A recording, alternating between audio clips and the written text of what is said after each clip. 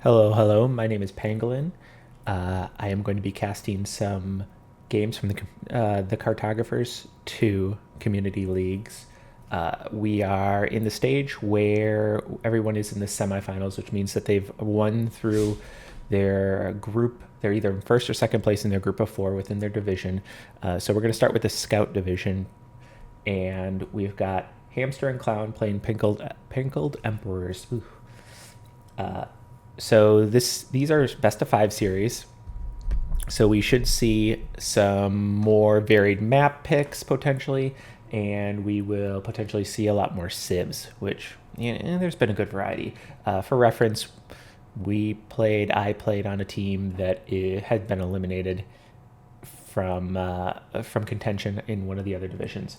So at some point, there will be a place where I am casting people who are probably substantially better than me.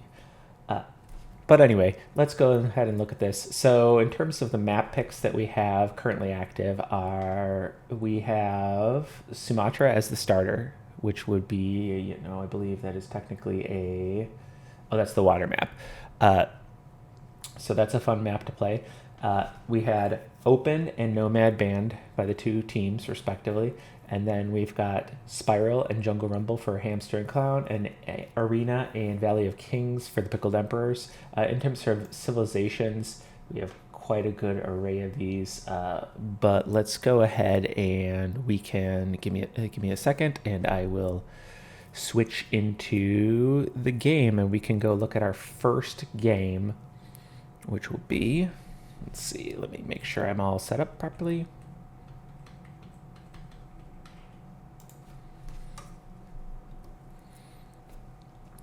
So our first game will be on Sumatra as the neutral map, and let's get it started.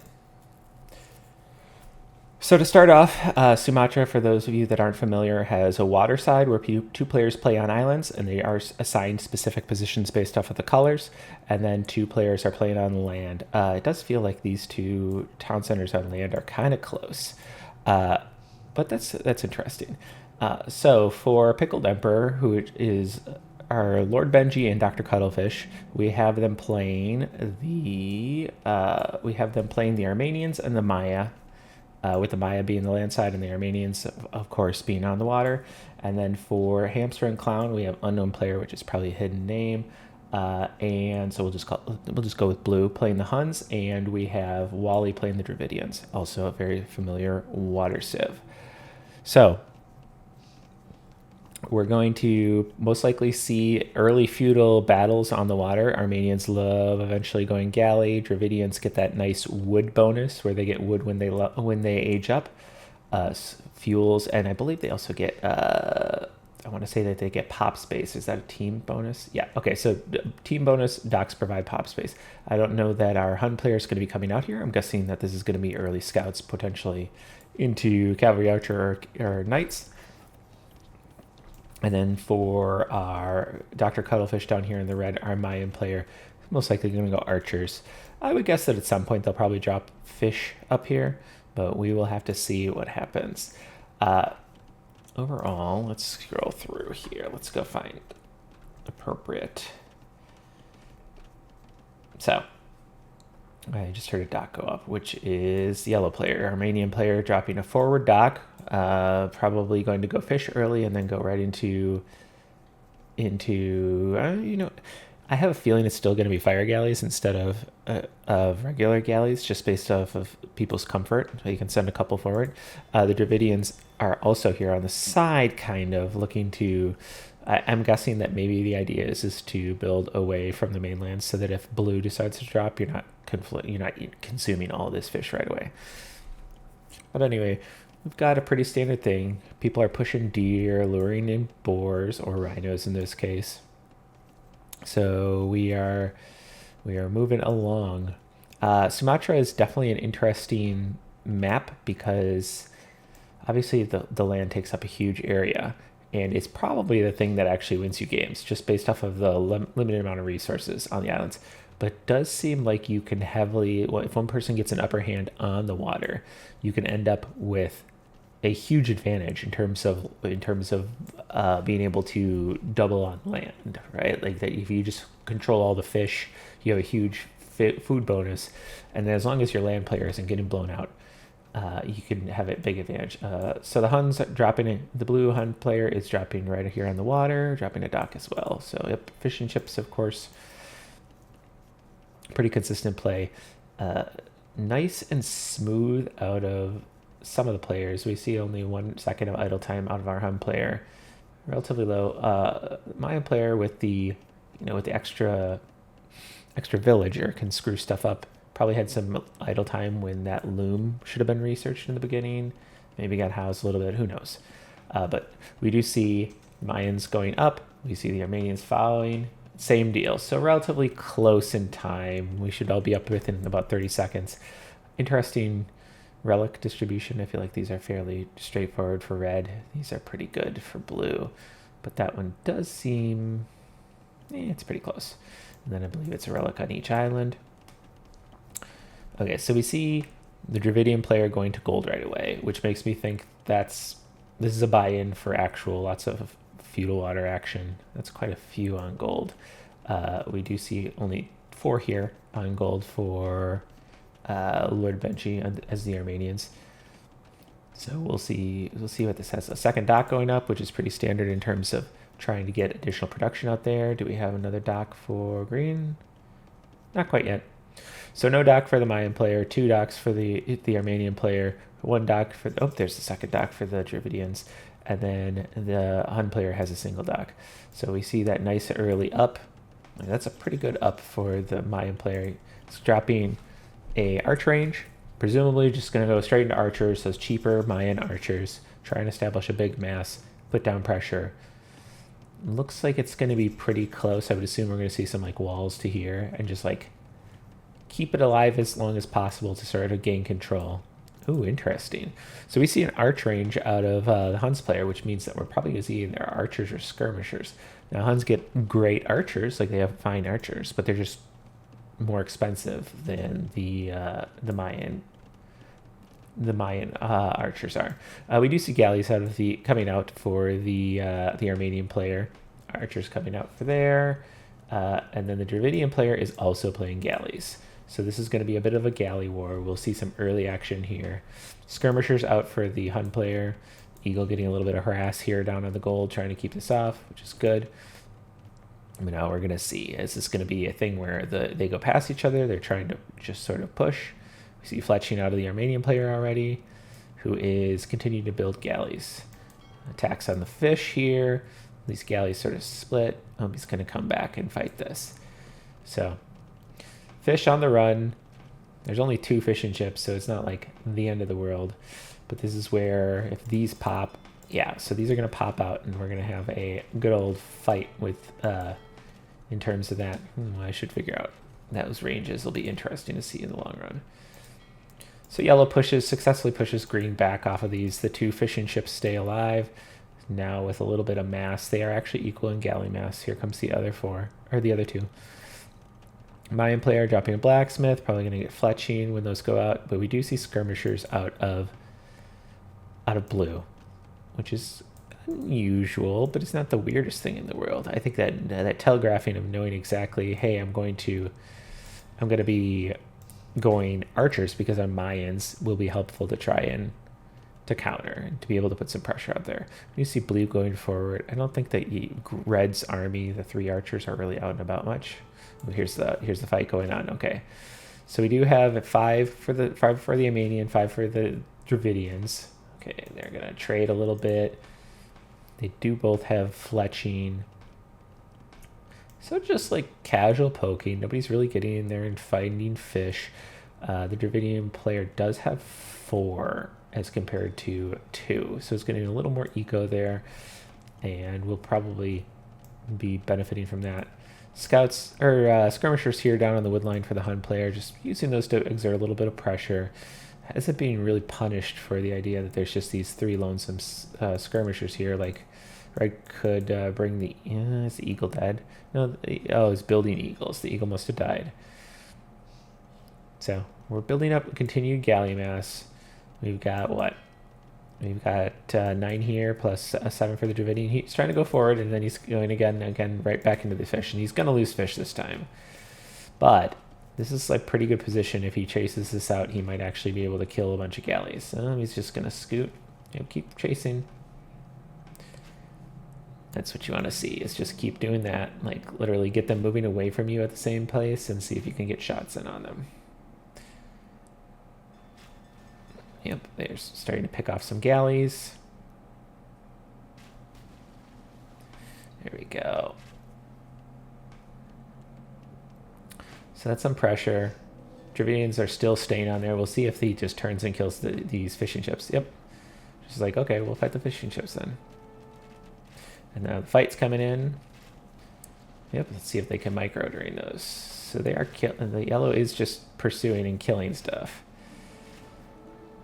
Ooh, yeah, okay. So the Armenian player has pretty much definitively won this fight once we see these come in. Like, there's pretty good mass here. Only up 2. Well, he's backing off. I don't know. I feel like these are all really low, or at least good, decent amount low. So skirmishers are getting a run down by these eagles. Unupgraded, but you know, they're eagles. They're effectively the scout equivalent. They have good pierce. They just take 1 a hit and they just mow them down. So clearing that up, that's good. We do have a ton of skirms still out of the Hun player, which makes things difficult. Like, they aren't getting a lot of utilization out of that. We do see bloodlines coming in and castlage starting to come in for various people. The Dravidian player is actually looking great. It's going to be that first up to castle, and we'll see if the tide sort of switches here. There's tons of galleys out of the Armenian player. Also going up to castle. Okay, let's see if war galleys coming in. Yeah, okay. Perfect. War galleys coming in. Gonna try and take that fight. I wonder if Bodkin comes in as well. Try and take that fight. Like, Armenian player wants to take this fight now. Wants to do as much damage as possible. Now, galleys are a lot easier to stack up, so it's not always like, oh, well, war galley came in and it's super easy, because they can often they're less maneuverable and they can actually get picked by galleys if you micro them a lot. But if you just straight up fight them, it's unlikely. I think that yellow's going to try and, see, there we go. It's just like, I'll take those shots. Yeah, geez. So at this point, they are like one-shotting. Oh, almost one-shotting war galleys. Lots of, so this is a good fight. Let's see if, still very good. Like, this is the whole thing. This is like, that's a very good fight, even with disadvantage. And once the advantage comes in, or once it becomes even again with an age up, you keep microing that. Yeah. Right, you're still up galleys. And there's more back here. Like, that's a lot of galleys. Okay, war galley gonna get clicked in a second here. Yeah.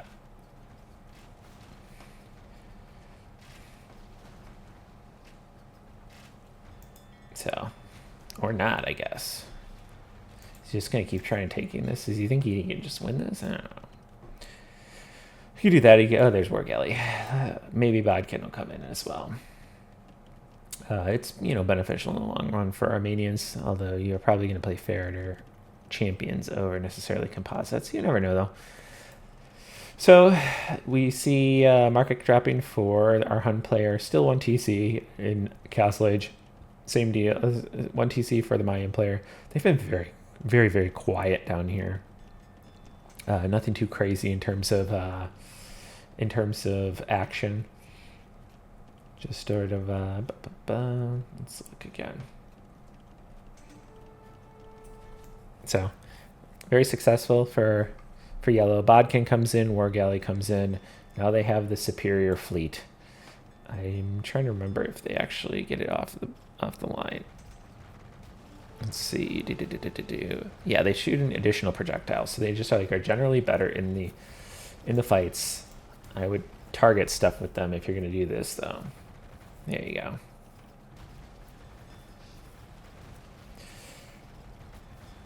So quite the battle.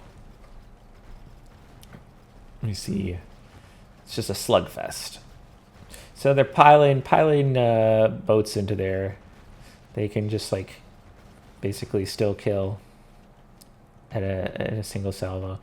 You know, the Dravidian player has done a pretty good job. Still is at 2 fishing ships, which is technically more than the Armenian player. Oh, yeah, we see tons of knights coming in here for the Hun player, who really, I must have missed that. Jeez, that's a lot of knights. It's 12 knights. They are +1 upgrade to +2 damage, which is interesting. And here's where the Mayan crossbows will hopefully take off. There's not enough of them, though. I think that red's in some real trouble, though it is being fought underneath the town center, which is advantageous without that second armor upgrade. We still have 7.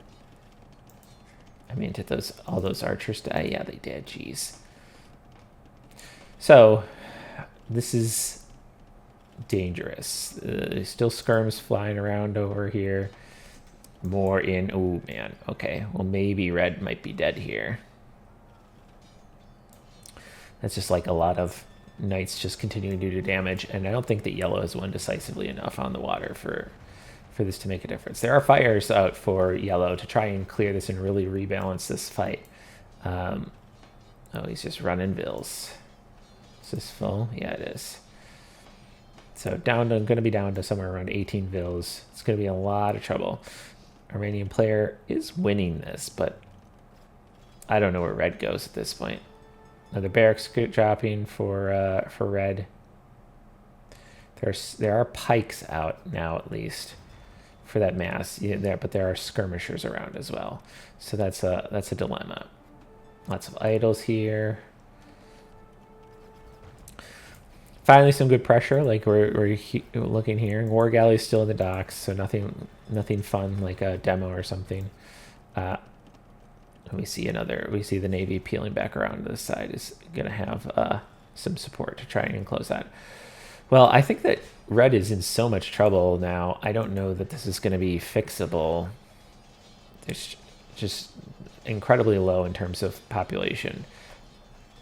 Overall, yellow's doing well. Has control of the map over here, but is nowhere close. Doesn't seem is likely to be like dropping and getting that eco move to the mainland and potentially help his red friend. So we'll see how this goes. Oh, nice little demo. And the GG is called.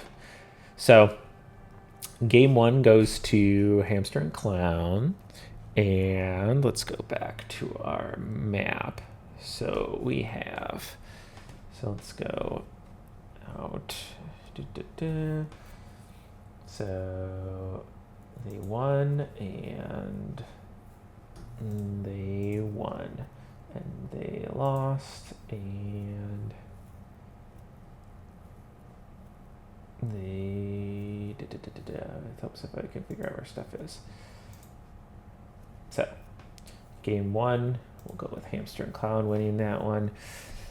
Let me get our second game all lined up for us, and we will see what that is going to look like. So it should be Pickled Emperor's home map. So we will check and see. Game 2 is on Valley of Kings. So there's a regicide. This is a chaotic one. I've not actually played this one, so this will be interesting. So click in.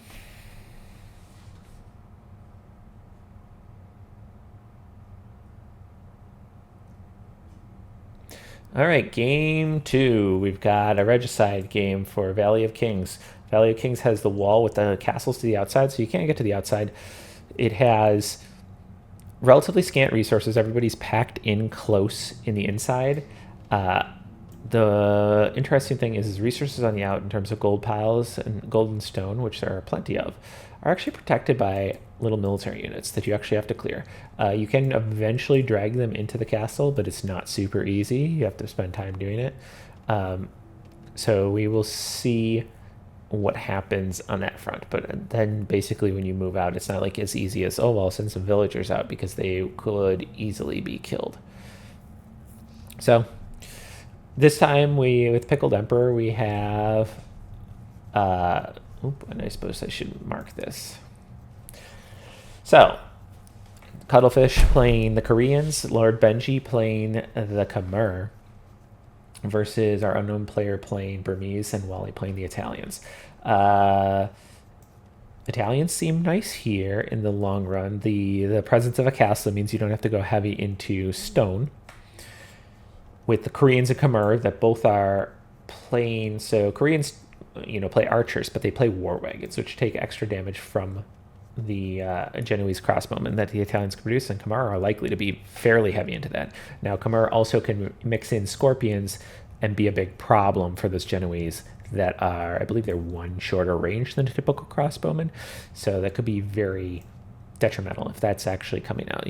There are solutions, but overall, that's the plan. I think we're going to see that. Burmese also, with a strong castle unit, with the Arambai that can deal mass damage to close. I wonder how well the Arambai kills scorpions.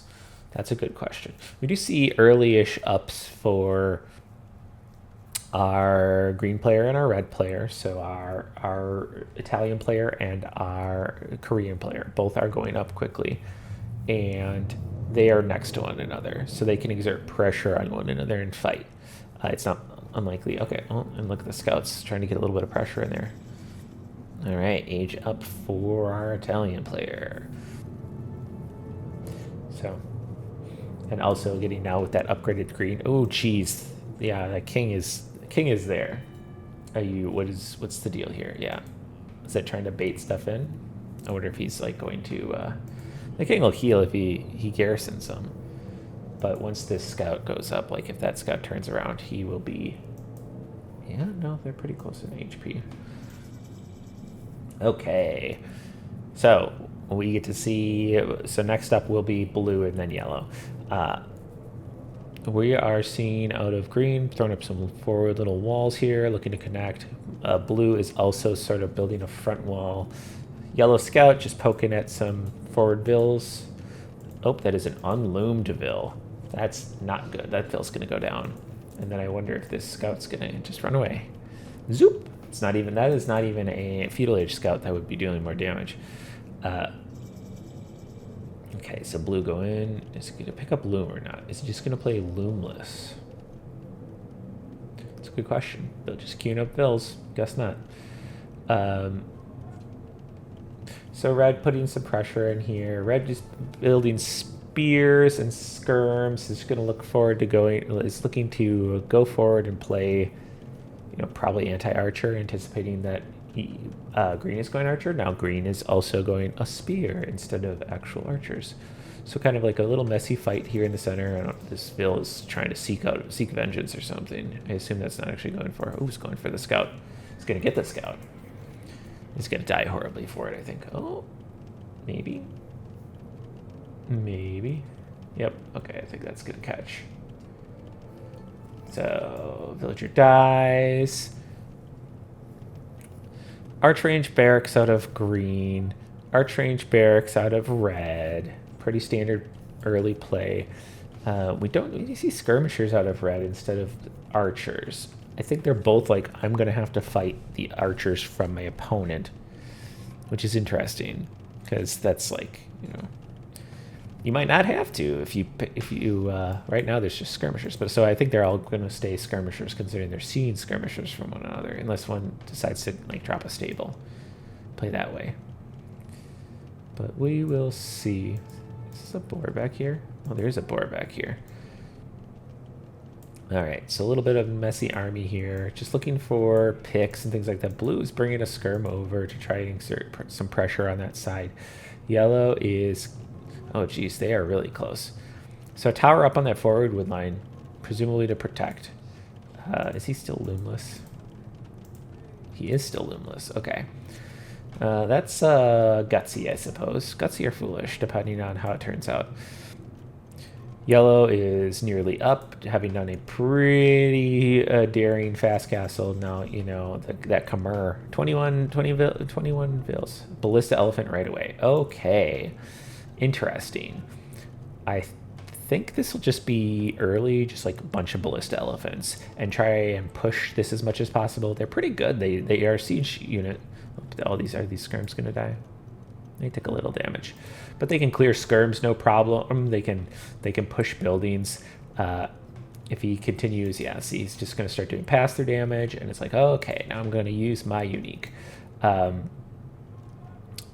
see what happens when the others end up forward. Now, ballista elephants, I believe, take bonus damage from the Genoese crossbowmen as well, so it's not like it's the perfect solution.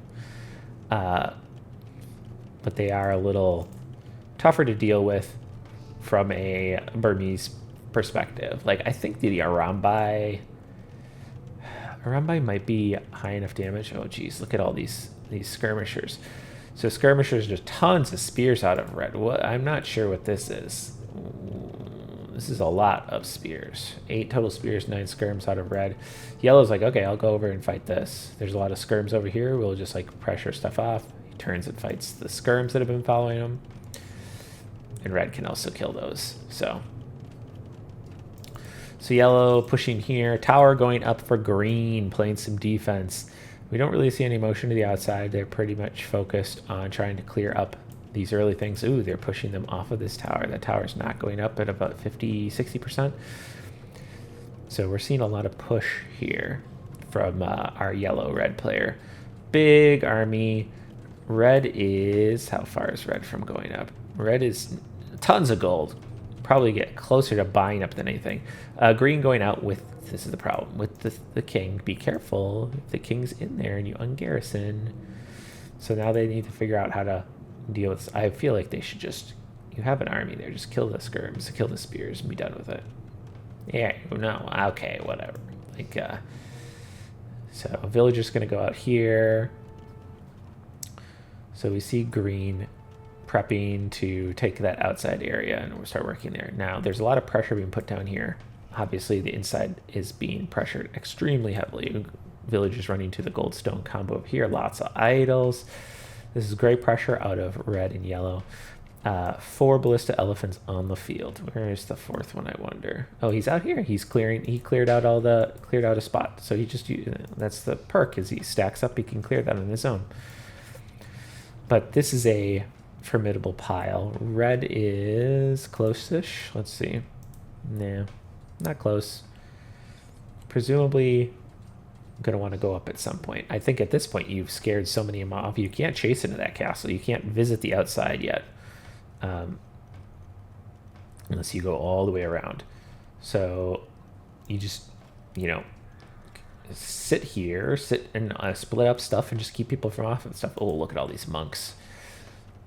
So that might be a good solution if he's paying attention to these ballista elephants. If he's not paying attention, those monks are very much in a line. Oh, he's paying attention. Okay, good. Oh, there. Oh, he deletes them all. That's nice. He knew he had walked too close. He's like, I'm going to lose everything. These guys walked right under TC. This big old blob. Horse collar coming in for red. It's getting eco upgrades. It's content to just sort of sit feudal and put a lot of pressure down. Now, I feel like this army is just getting shot and should be working its way over. It could put pressure here. Could push pressure, not really here. Could really look here. Go looking for those monks. Like, skirms will kill those monks just fine.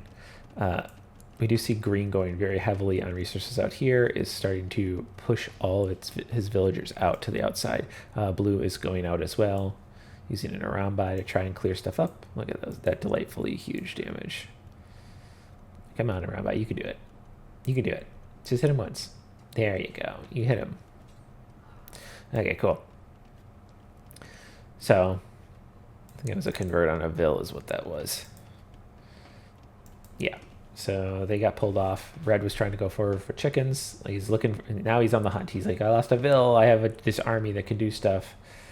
And let's see if they can. They should be able to chase him down. I mean, all those units are faster than... and he hasn't really shown any care about not going under the TC. So we'll see if that happens. He backs off a little bit. Oh, they go in the TC. Okay. So this Vil's here. Let's see if he clears up this, presumably. In terms of eco, we're looking a little stronger on Pickled Emperor's side. We have them, so that's probably partially due to our Khmer player moving to the outside ring and dropping this town center.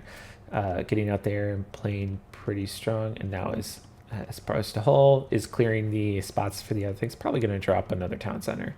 Light cavalry coming in for our Khmer player. Signals trying to get in there and harass. Are they still loomless? Oh no, they have loom now. So the Koreans are finally going up. I'm guessing we're going to see war wagons. Probably get these upgraded, but I'm guessing we're going to see some war wagons. They are a strong unit. They can put down a lot of pressure. But we will have to see. We haven't seen anything crazy out of our Italian player. Italian player has also still been feudal. Really got pushed hard there. But has made a very good recovery, is actually ahead of red despite that amount of pressure. I'm pretty sure. Like, we could check resources. Let's see.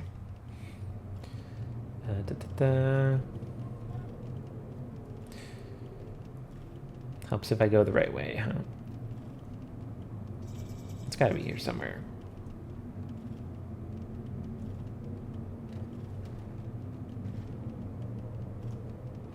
Ah, who knows where it is. Okay. Let's go to KD. There we go. Okay, so forward castle getting dropped out of our Burmese player. Putting down a little bit of pressure. Mangonel going forward. Just looking to knock down all this economy in the center here. Now, yellow has already moved a second town center out here to really get going. We don't have town centers from most of the other people. Red is now up to castle and is actually dropping a town center inside the walls. I guess with the amount of pressure that they put down on the green player, who is basically not really here anymore, is a quarter of the way up to castle age through that town center, but now is able to do this. We don't see upgrades coming in. We do see archers finally coming out for red. I don't know. We'll see. I mean, red hasn't even gotten like fletching. I feel like you'd want to open these monks just scoot by. They're like, we're getting the hell out of here. This is not a great place to be. So this is great pressure on the Burmese player. Light cavalry coming in, and they're going to clear up the monks. They're going to probably clear up those mangonels too. Let's see. Oh, monks go down. Mangonels are going to go down. Right, probably. Oh, yeah, he gets the mangonel right in front. So that's going to delay this town center going down. Now, there still is a lot of vulnerability. He'll want to delete like a couple of these farms so that his villagers aren't automatically walking into them. But he's able to potentially put down a lot of pressure. He's healing up some ballista elephants. So we're going to see still only 2 around by. Really going heavy monks, which Burmese are good at. We still have this. Like, there's not actually villagers in the town center. So I guess red is just like, I'm going to clear this up and I'm going to take this area. Bloodlines coming in now for our Khmer player. We hit green goes up, it still has skirmishers, but I believe they're all on the outside. Yeah, the skirms are all out here. So switching fully to outside is actually going stables, dropping knights. I don't know if he's thinking that there's a bunch of eco out here. There is not a lot of eco from red. Red hasn't moved out here at all. Red's just content to play inside. Or maybe he's coming back in for that army. That's a lot of spears to be thinking knights, though. So I have a feeling he's going to try. He's thinking that he's going to roam around outside here. Maybe try and clear up some more stone. There's another town center coming in outside there, which is good. Red has been castle and has not like... this is fine, but I feel like there should be like siege or something clearing this and really try and seize this and be able to push this backside out of the Burmese player. We're going to have to really see what happens on that front. We still see all these monks wandering around. No real turbo action. We just see general poking and prodding. Devotion actually coming in. Is that what that is? Yeah, Devotion coming in for the yellow player for those ballista elephants, trying to make him a little more resistant to the monks, which is wise. He does have light cavalry, or he at least had that upgrade. He's got his own monk, probably going for some relics. Okay. Oh, so the... yep. Red Scout gets a kill on a monk that was trying to convert a house, which I believe means that blue has redemption. Blue actually clicking up to imp. Does he already have redemption? Yeah, he has redemption already. Husbandry going in for yellow. So yellow is very content to, is probably going to continue to play. I don't know if that's going to be, it's getting light cav, it's going to look like that. This is a good size eco out here. We have 72 vills out of the Khmer players, 56 out of our Korean player, 54 and 52 for our Italian and Burmese respectively. So that Khmer player is looking nice and beefy in terms of his eco, and Khmer farming eco is very efficient. So the ability to play into Burmese with scouts, with that scout line, light cav line, is helpful if he's going to be fighting a bunch of monks. Burmese player is still very much playing 1 TC, which is interesting. We do have 2 TCs strapped on the outside here. Oh, Knight's clearing up the extra space. And still no upgrades on these fellas. Not a bodkin, not a crossbow, not a pike, not anything. So I don't know what this is. This is a giant mass. Oh boy. Let's see what happens to this mangonel if he's going to get a big shot. Big shot? Big shot? That's a lot of skirmishers. Okay, here we go. He's up on a hill too. Oop, he knocks down the first 2. Nope, that's a chicken. Don't kill the chickens. Shoot the scurbs. No, oh my god, don't shoot the scorpion. You shot your own pal. So, monks trying to get some conversions, and this is a big enough mass that I can clear up those monks and really put pressure. And I think red has finally gotten wind of I should do this. Green actually coming over and pushing and trying to kill villagers. So killing villagers on stone. Blue now up to imp. We're looking at green and blue really making a good strong case for them winning here. Treb coming out for blue, which is going to let them really knock down buildings very safe, especially given that red and yellow are not up to imp, right? They haven't clicked it. Again, I'm not sure what this is. I would love to see some upgrades. Cuttlefish, please consider purchasing a fletching or a bodkin. Like, you have a lot of stuff here. You're losing things. So these raids are going down and knocking down quite a bit of pressure. Or quite a few villagers are dying here for just a couple of nights. We see a ton of idols. Oh, did he just gave up? Oh, his king died. He must have ungarrisoned his king. Actually, let's go back and look at that. Let's see if I can find my, oh, here we go. Okay. Okay, so does the king, where's the king? Oh, the king was right there. Was the king not in? Oh boy. The king is just standing under the town center and gets just killed by these knights that are randomly doing stuff. Oh boy, oh boy. Let's see. Let's go back forward. I wonder if this gets called in. Green just clearing up things. Well, that's unpleasant for Pickled Emperors, that they are, I don't know if the Khmer, I mean, if a Civ can do it, it might be Khmer. With those ballistas, with being able to hit scorpions, with all those range, big eco. He's got a great eco.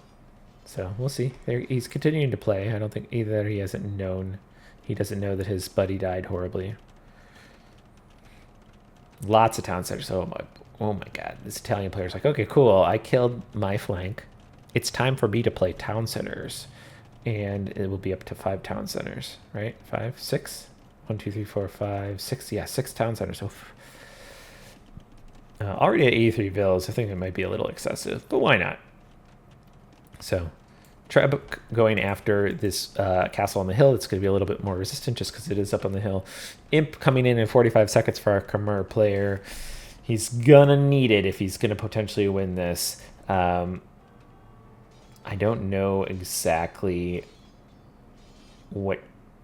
how he's going to be able to hang in here. He has his 4 town centers. He had lost the other one earlier.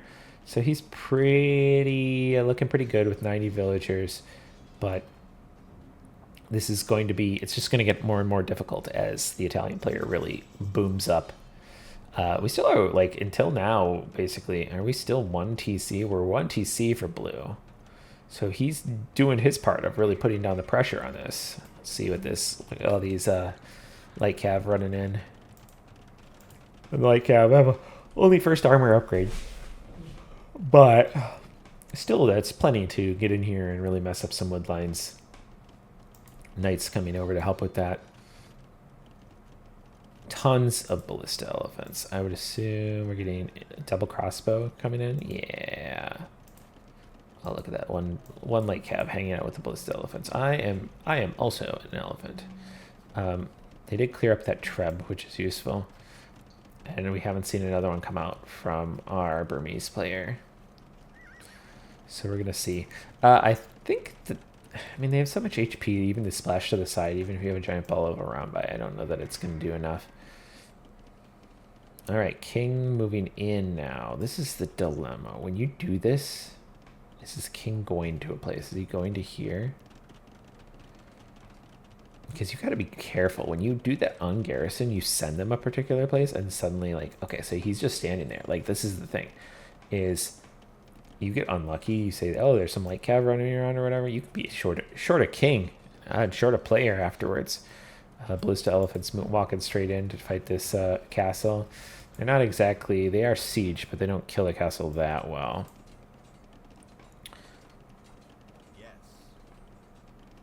Okay.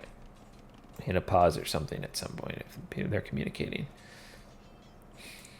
Well, we're going to see our Khmer player hang in here as long as possible, it seems like. And that king went into the castle, barring a very spectacular defense. I can't anticipate that this is going to go the way of Pickled Emperors. And they might be down 0-2.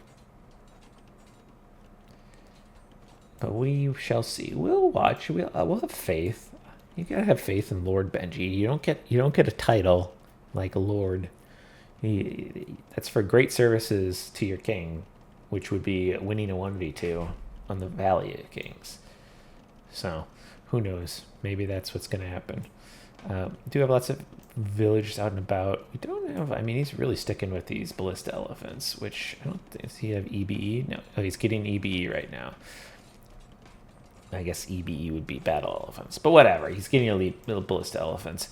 He's going to have a fun time. Does he have, he does not, does he have, no, he does not have siege engineers either yet, which would be beneficial because I'm pretty sure they get it. Yeah. So siege engineers would give that extra range. Lots of little pikes. This is interesting. This is actually like a great fight if he had the mass there, but his mass is too far away at the moment. So he's going to lose probably a couple. Yep, he loses a couple of ballista elephants. So very messy fight. Now these ballista elephants, I believe, are on the hill. There's more coming in right here. They should be firing right now. Just have them fire over the wall. Just do it. Just patrol them in. Just do it. So, okay, so now these ballista elephants are here. They want to kill those pikes. Don't let them. Oh, they're just shooting the trebs. They're dying horribly to the pikes that are directly on top of them. Ooh, this is brutal. Oh, and a ton of conversions. Oh no, sorry, that was me clicking on stuff. Now, shows the ballista elephants. They still managed to press there. I guess he is producing pretty well. He's dropping another town, or dropping another castle. Clearing up those. Lots of conversions. I mean, in terms of, that's a fairly expensive unit. Those monks are definitely getting their worth. So we still have 20 of them, or 19 of them on the field, right? So they're like still here. They can probably clean this treb up. Is he going to drop a treb and actually start pushing it? He has trebs.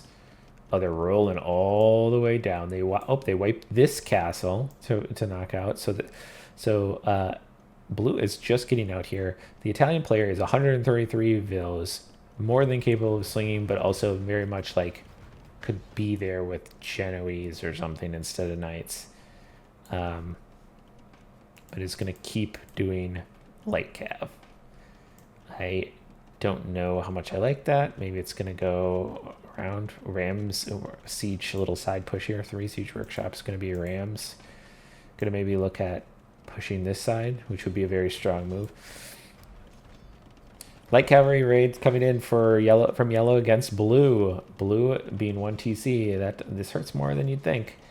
It's really going to keep harassing here. Seadram coming in for yellow, going to be able to push that castle potentially. Those trebs are now here. At least two of them are. I don't know where the third one is. And are going to start popping this castle. Blue is in actual danger here. Yellow has a big mass, which means that it can't be pushed easily. Has big eco, 109, that can probably build just light cav. Should probably get Hussar and get all the upgrades and really just like prep when this goes down to raid them. Because right now this king is leaving right here. So there's limited spaces until blue decides to go to green, but could actually knock blue out of this game. We see Italians going up to Imp now. Nice and boomed. 140 Vils. Rams here. Yep, going to make his way over. Then going to get upgrades on the way. But the Ballista Elephants and the tribes have knocked down that castle. Which means that blue is no longer castled. Can't play an Arambai right now. Blue on the back foot here. This might actually, I think that green could be building just like obscene amounts of Genoese crossbowmen and probably punish this or raid the absolute crap out of this big old Khmer eco. Oh, look at these guys. Hey, I'm a Khmer farmer. I can just work way out here with the battle elephants, and they're just going to explode these scouts and everything. They're running past all like one's left. So 44 ballista elephants. What a scary push. It looks like the light cab have figured out that there are, or at least thinking about it, that they figured out there are light cab over here. Still pikes coming out of blue. And Treb taking down this town center, and the king is in there, right? Did he move? Oh, he's on the move. He's scooting. He got injured. But like, this is blue's eco. He's got 2 Vils over here. But like, really, he's getting chased down. 50 Vils. Where does he have the rest of them? Is that all of them? That's most of them, yeah. All right.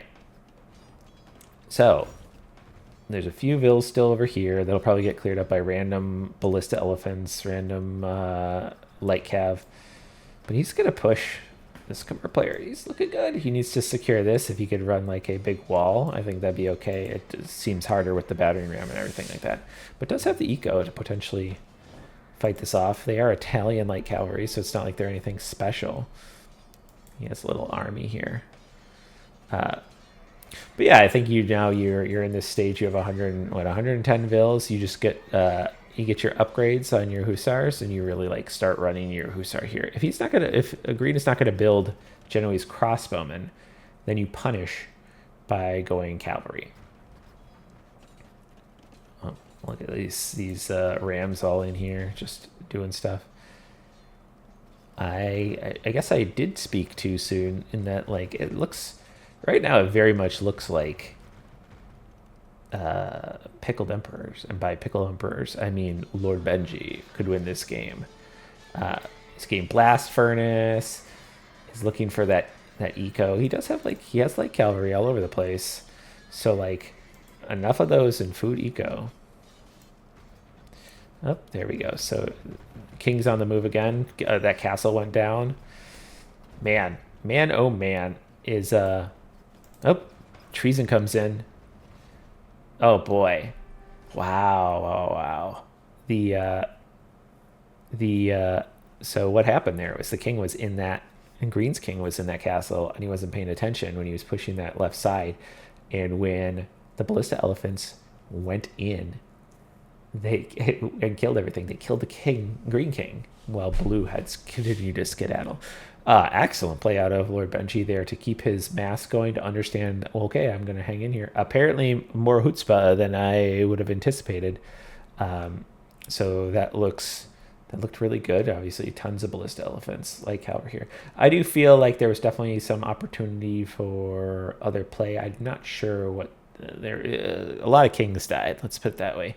and red could have, moved in and got Fletching Bodkin, right, and like really put pressure with that big army he had, and then you wouldn't have been in the situation. But great game. Let's go ahead and mark for Pickled Emperor, and let's go look at our selection real quick. So let's go to here. So we just saw Valley of Kings, and so that's a victory for them. And then we've got reset. That's okay. So next up, we're going to see either Jungle Rumble or Spiral. So let me get that all set up for us. Game 3.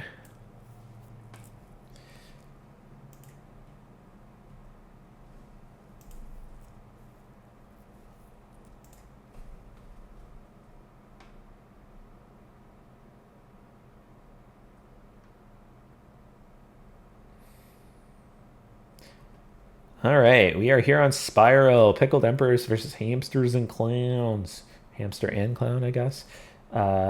Same players. We have Lord Benchy in the yellow playing as the Catans, and we have Cuttlefish playing as the Vietnamese over here in the red. In blue, we have Wooly playing the Magyars, and then we have the Ethiopians out of our unknown player. So, Spiral is a set map where it's the same sort of distribution, where there's ridges in between, center area with a relic and some gold on passable terrain. Very passable terrain over here with fish, and then we have. Well, I feel like, is that glitched or is that just a weird build? Okay, so we have our berry bushes with a relic and 2 herdables inside. We have pushable deer on one side, chickens on the other, and this little pasture fence that you can knock down with basically a scout. So these can be points of conflict. We can see the conflict on the ponds. Catans makes me think not necessarily water play is going to rely heavily on the heavy Catan pasture bonus. Now this is post nerf, so it's not quite as strong. But I assume we're going to see all the scouts out of our Catan player. For our red player and the Vietnamese, we're going to probably see archers. Could transition into Rattans at some point. I do like Rattans overall as a unique unit. I think that it's very formidable. And then, so we're going to see probably scouts again out of Magyar player. They're playing their standard builds. Magyars tend to play scouts. And then for the Ethiopians, again, archers. So we're looking good combos of scouts, archer, scout, archer for each of them. And the way it's lined up is we have the scout against the archer and the scout against the archer. So we don't get to see a micro-heavy war, which actually probably bodes well in the long run, given that the Ethiopians, or at least for the, you never know, they have the extra HP, but the additional attack speed on the archers against other archers would be something difficult to deal with potentially. So that's what we're looking at.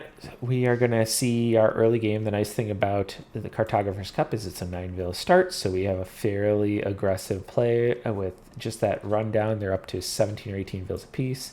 We see our unknown player going for the very, very close berries and herdables. Already has villes out here picking up our chickens. Loom coming in for yellow and green, pressing probably that up out of our 2 scout players. So we'll see in a second. Yep, there's our scout Catan cleanup, our pickup for going up to feudal. Ugh, that didn't make any sense. Click up to go to feudal. We do see fish out of our. Oh, I misspoke. Sorry, our Magyar player is not the one that clicked up. Our Ethiopian player is the one that clicked up. We do see fish out of our Magyar player. Now the Ethiopian player clicks up. No, I cannot. Okay, now the Magyar player clicks up. Oh boy. So we're going to see this.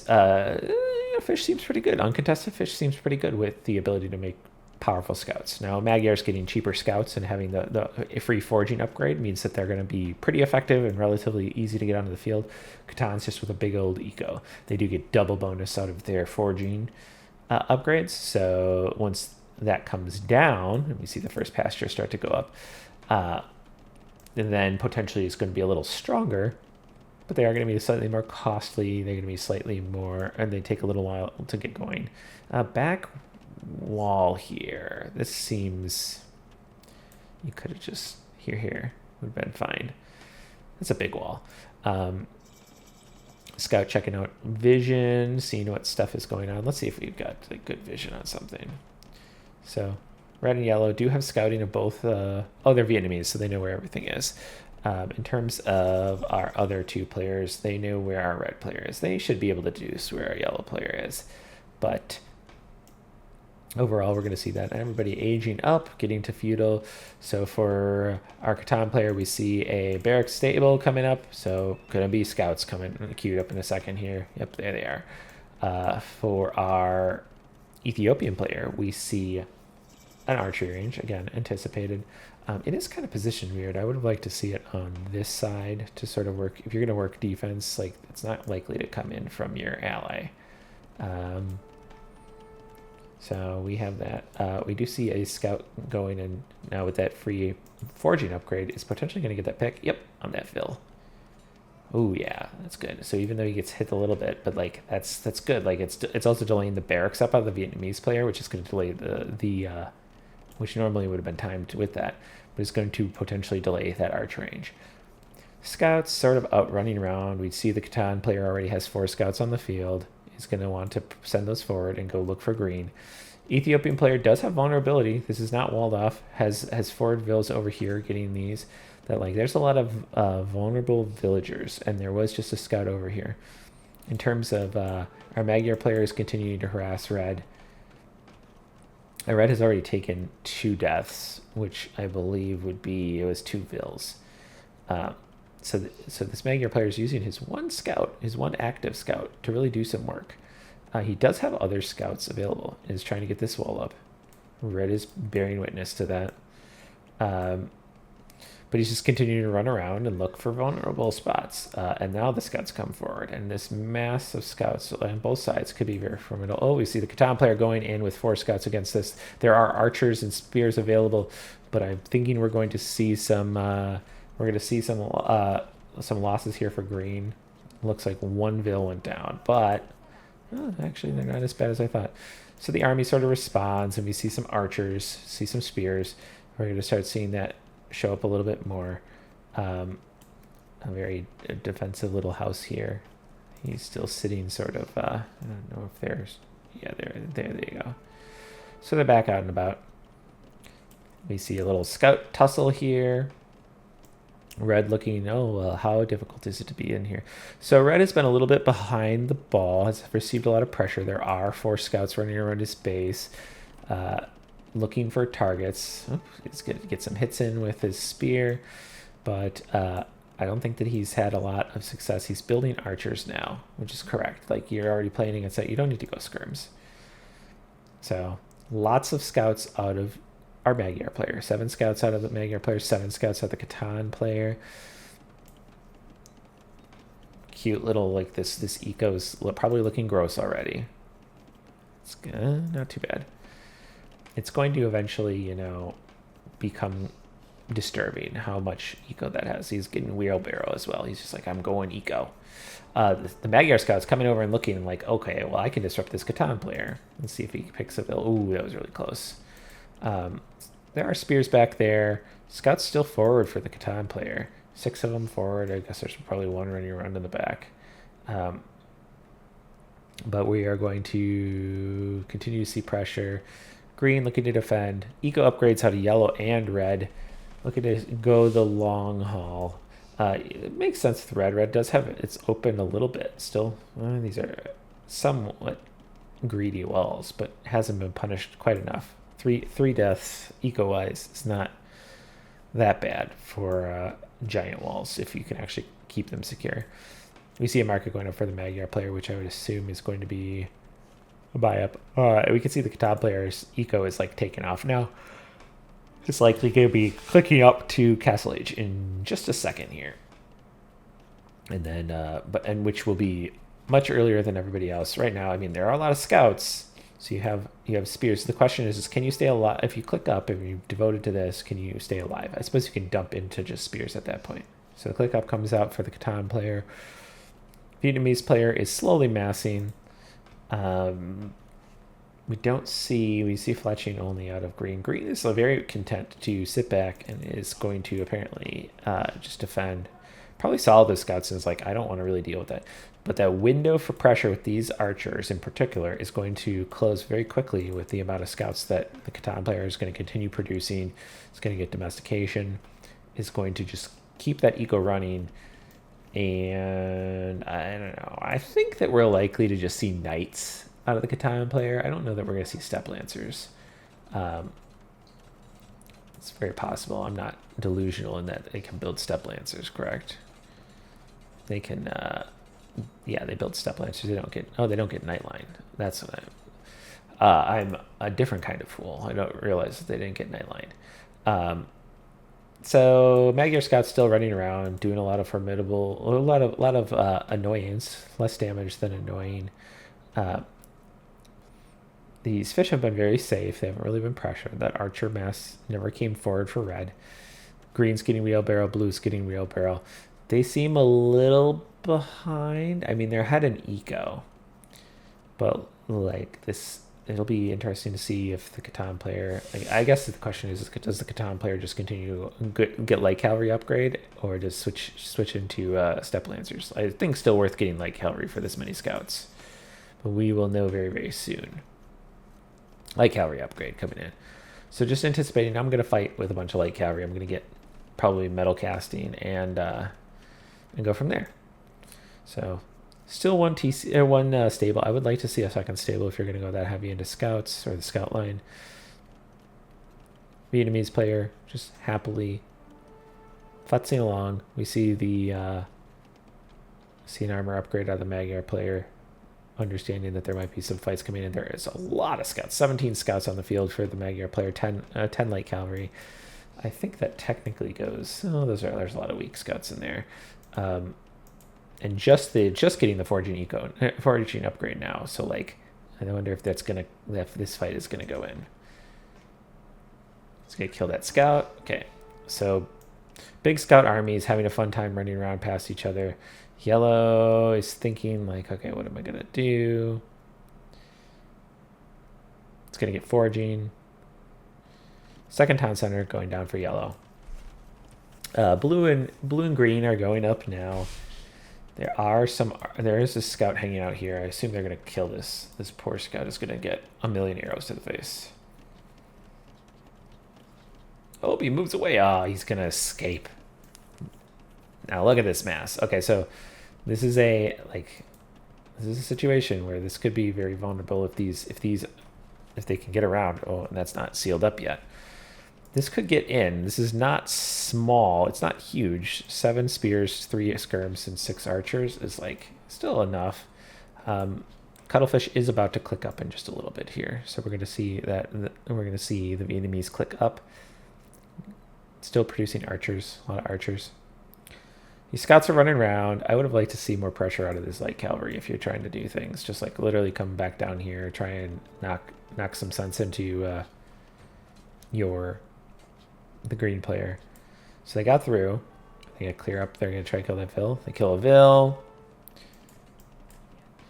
These are loomed Vils. It's not like previous games were blue. I think it was the other player. A little bit of a tussle there. It looks like some light cav go down. Okay, blue and green up. Red still not clicked. This is going to be a lot of pressure. So the spears will do good against these anyways, though.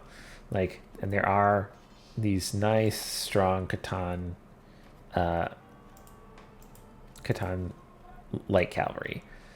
Blue is presumably going to get light cavalry as well. Maybe not. He's currently only in that. Loses a couple more light cavalry. Oh, the light cavalry are in, but there is plenty of spears back here that are clearing up stuff. 6 Vils down total for red at this point, so relatively low, nothing too crazy.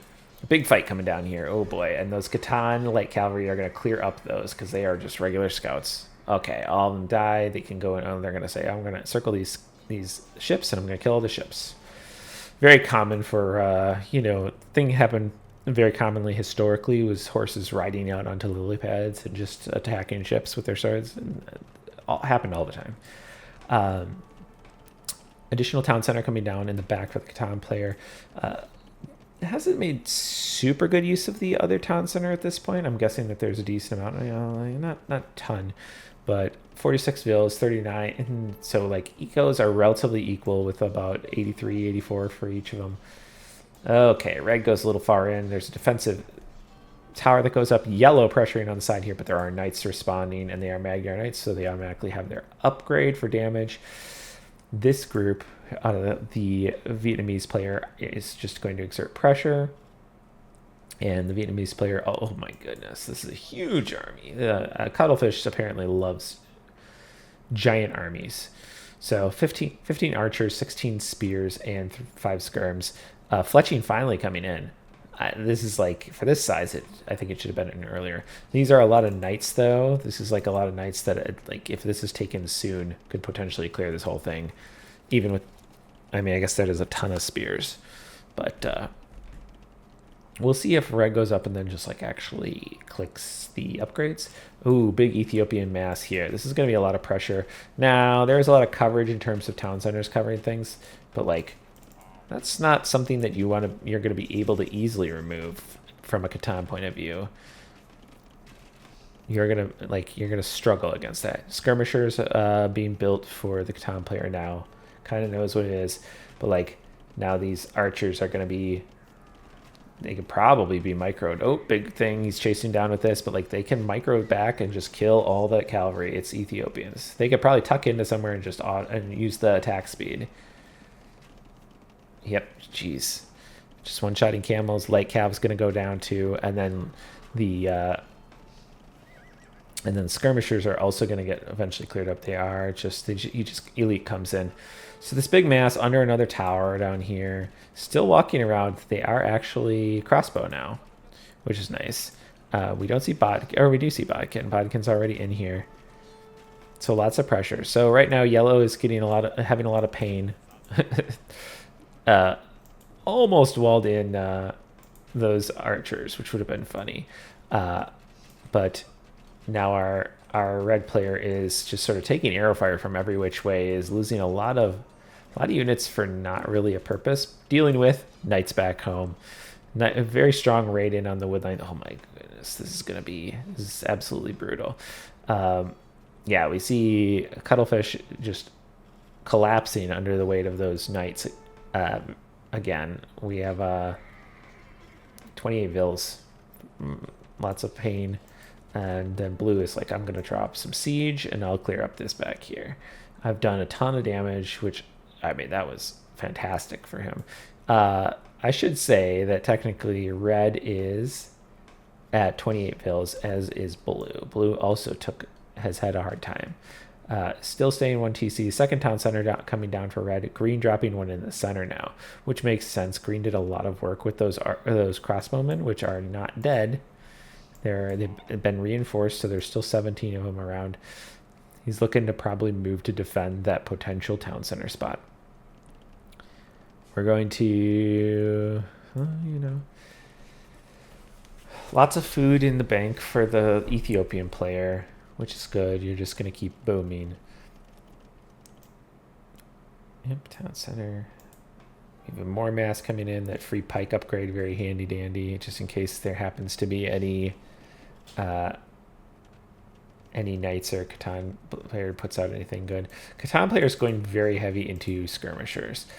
In fact, has stopped building any knights or anything like that. Has a big eco. Has the biggest eco in the game at 75 villagers. Those 3 town centers are running. Those pastures are big. Are we going to see just like, vodka and everything? Are we going to see just like a push straight into imp for our yellow player and try and really pressure out in terms of just put down a lot of step lancers or something? I don't know. I'm not sure what the plan is. Knights back in, raiding for our Magyar player, hitting red nice and hard. But green is also here, so green is also going to look at this, and this is where the fight might go down. Bodkin for both of them. armor upgrades only for the green player and Ethiopians. So like even with the HP difference, like those Ethiopians, they could just stand and fight that. It's fine. And I believe they have ballistics too, is what it is. Does he have ballistics? Let's see. No ballistics there. Ballistics. Ballistics. Okay, so that's going to clear up like that entire army. Every time that they walk away, they're going to lose like 3 or 4. Yep. Great, great, great. Lots of pressure. They understand, hey, we've got this open. We can put a lot of pressure on red again. They're like, oh, we could deal with the Catan player in a little bit. Now, Lord Benji ran back on the Khmer last time and actually won it. So I don't know if it's a safe bet that you can just handle him on your own.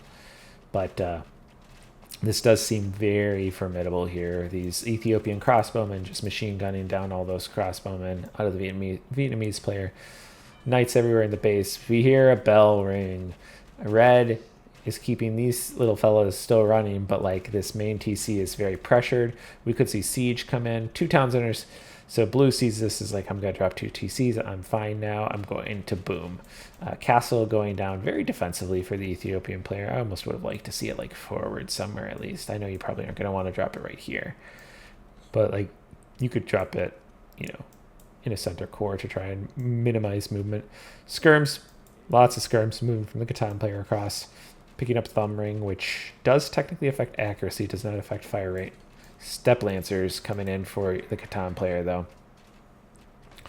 So they are going to be able to start doing damage. Now they lose to Knights, especially Magyar Knights. Look at this. This is just very heavy duty control. I'd love to see a villager come forward and just build a siege workshop and start knocking stuff down, but I don't know if we're there. Green 86 Vills, 97 on the Catan player, and then we have 33 and 41 for our red and blue respectively. So the ecos are looking very close. 130 tied actually. So this is still quite the game. This big eco back here for the Catan. I assume he's going to click up very soon. He doesn't have the gold for it yet. You could probably just. He's probably pretty close to buying his way in. Does he have tons of wood? He has a pretty good amount of wood. So these archers continue to go in here. Now they're in deep, and these skirms can potentially... Oh, there's a hole there. Can clear that up. It's not the end of the world. It is 11 crossbows.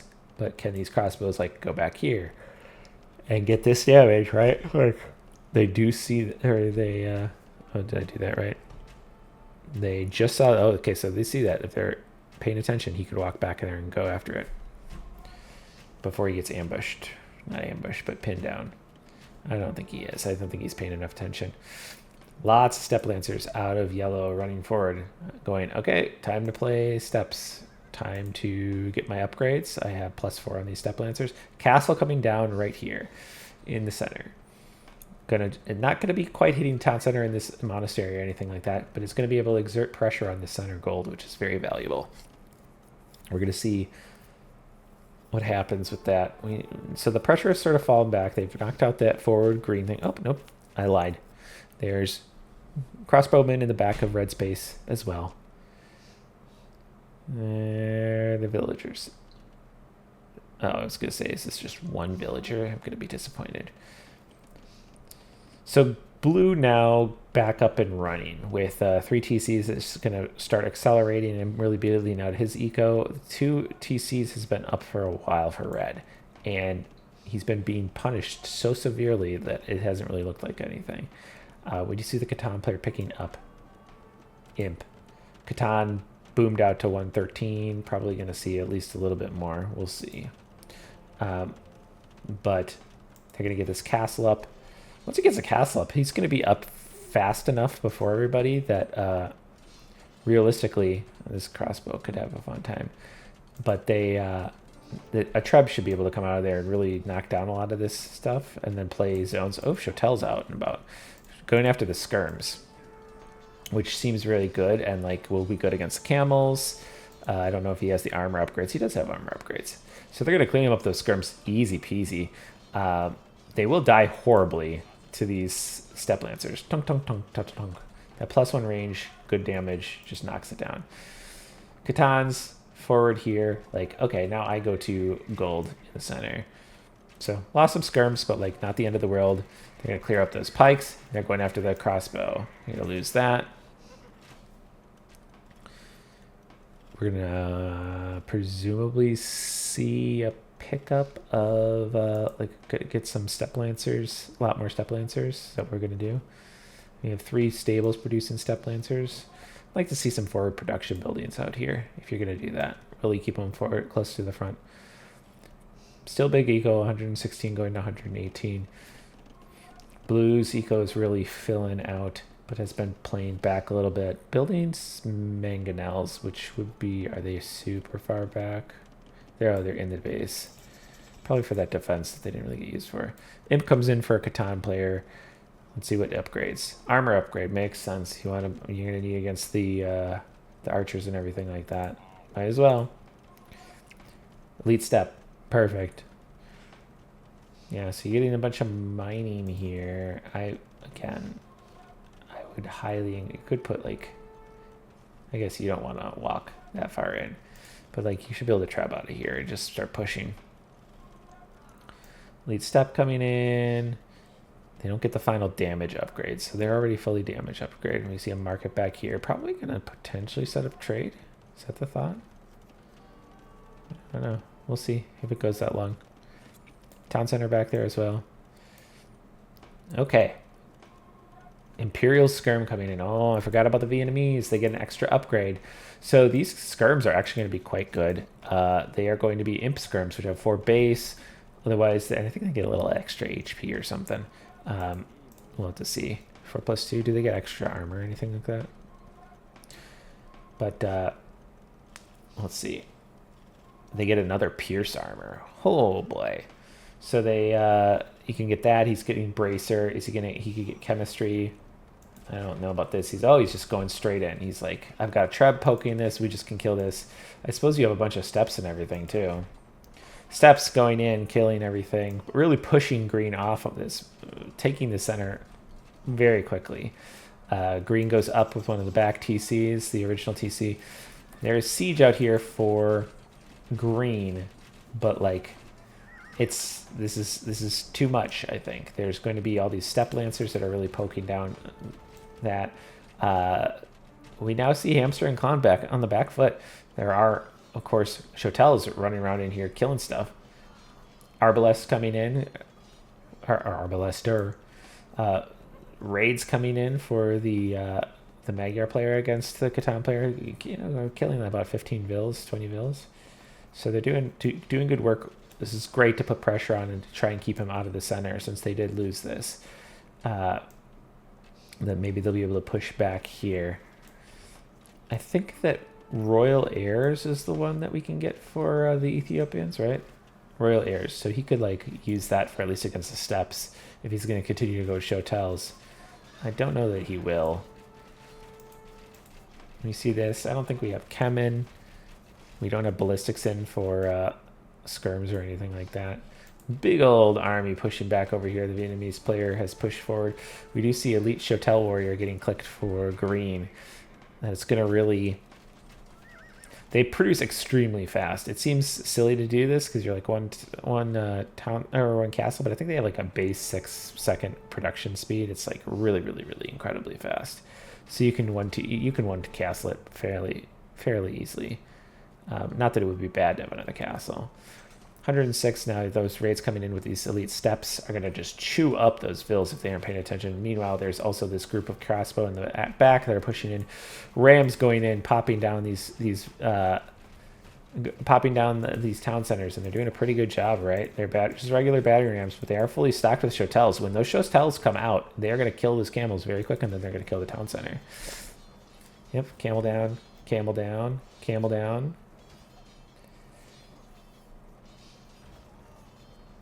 Okay, there was only one villain there. It was fun, though. Look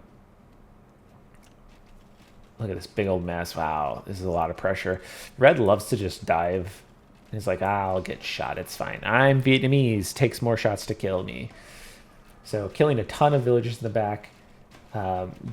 Does not have ballistics. Not that it seems to be a problem at this point. A lot of those villas are standing still or walking towards. Absolutely slaughtering this back area. Has killed 47 vills now. Jeez Louise. Oh my god. This is going to be a massacre. just one after the other. Vietnamese crossbowmen just shooting. Still in Castle Age, as is the Magyar player. So this left flank is all imp. The right flank is not.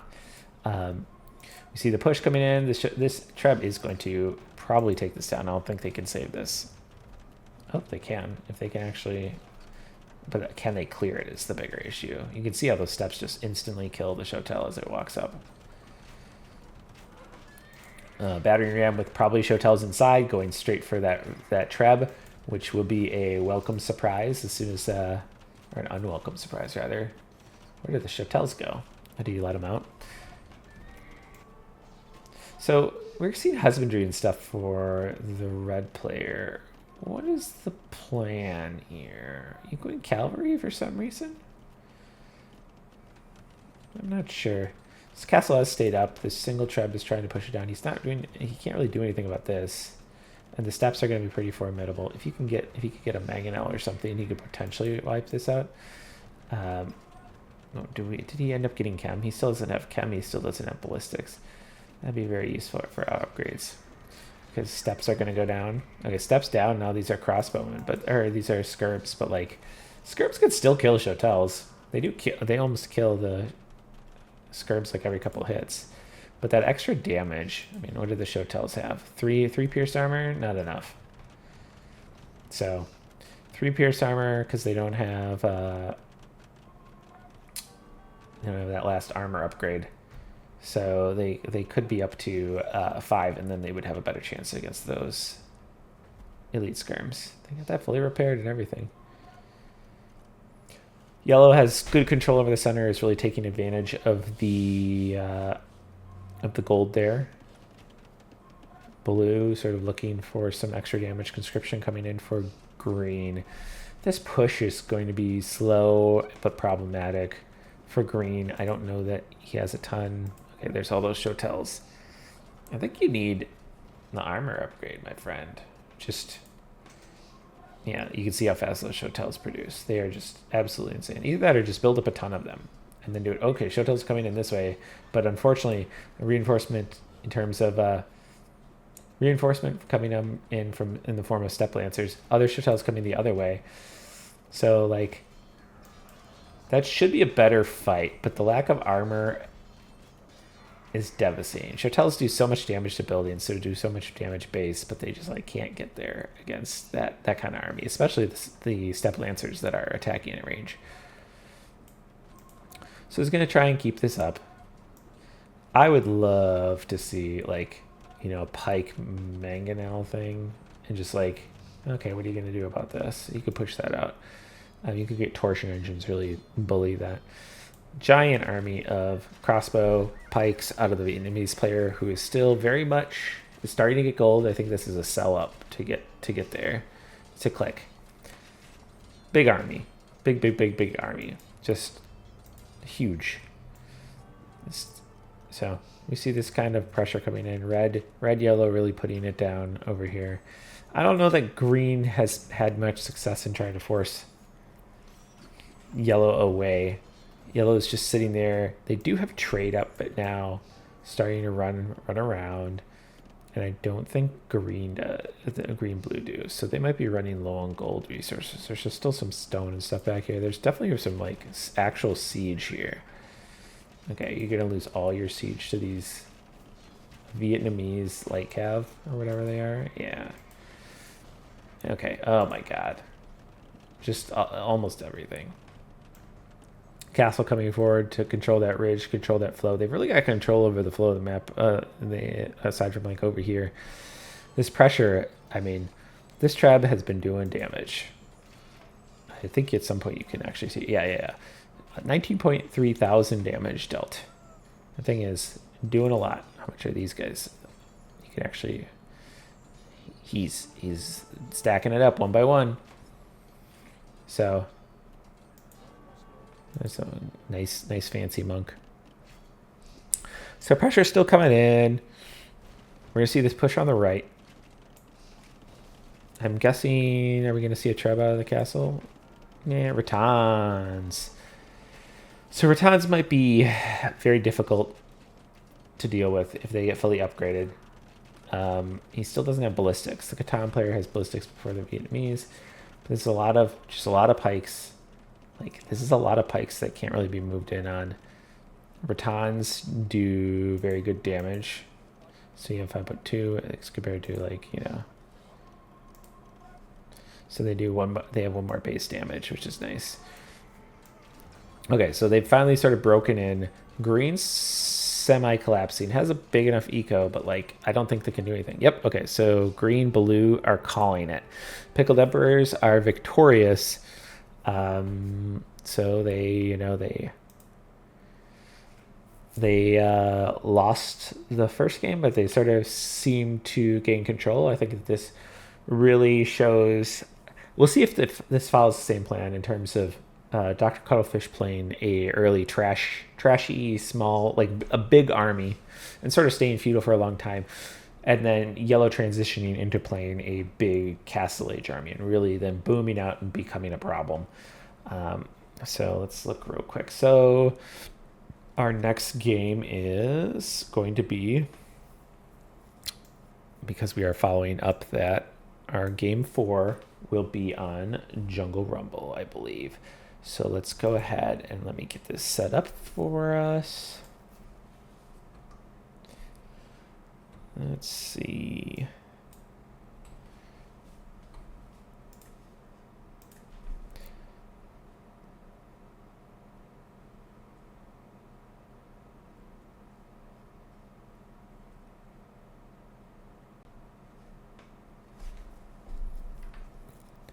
So here we are, and we are in Jungle Rumble.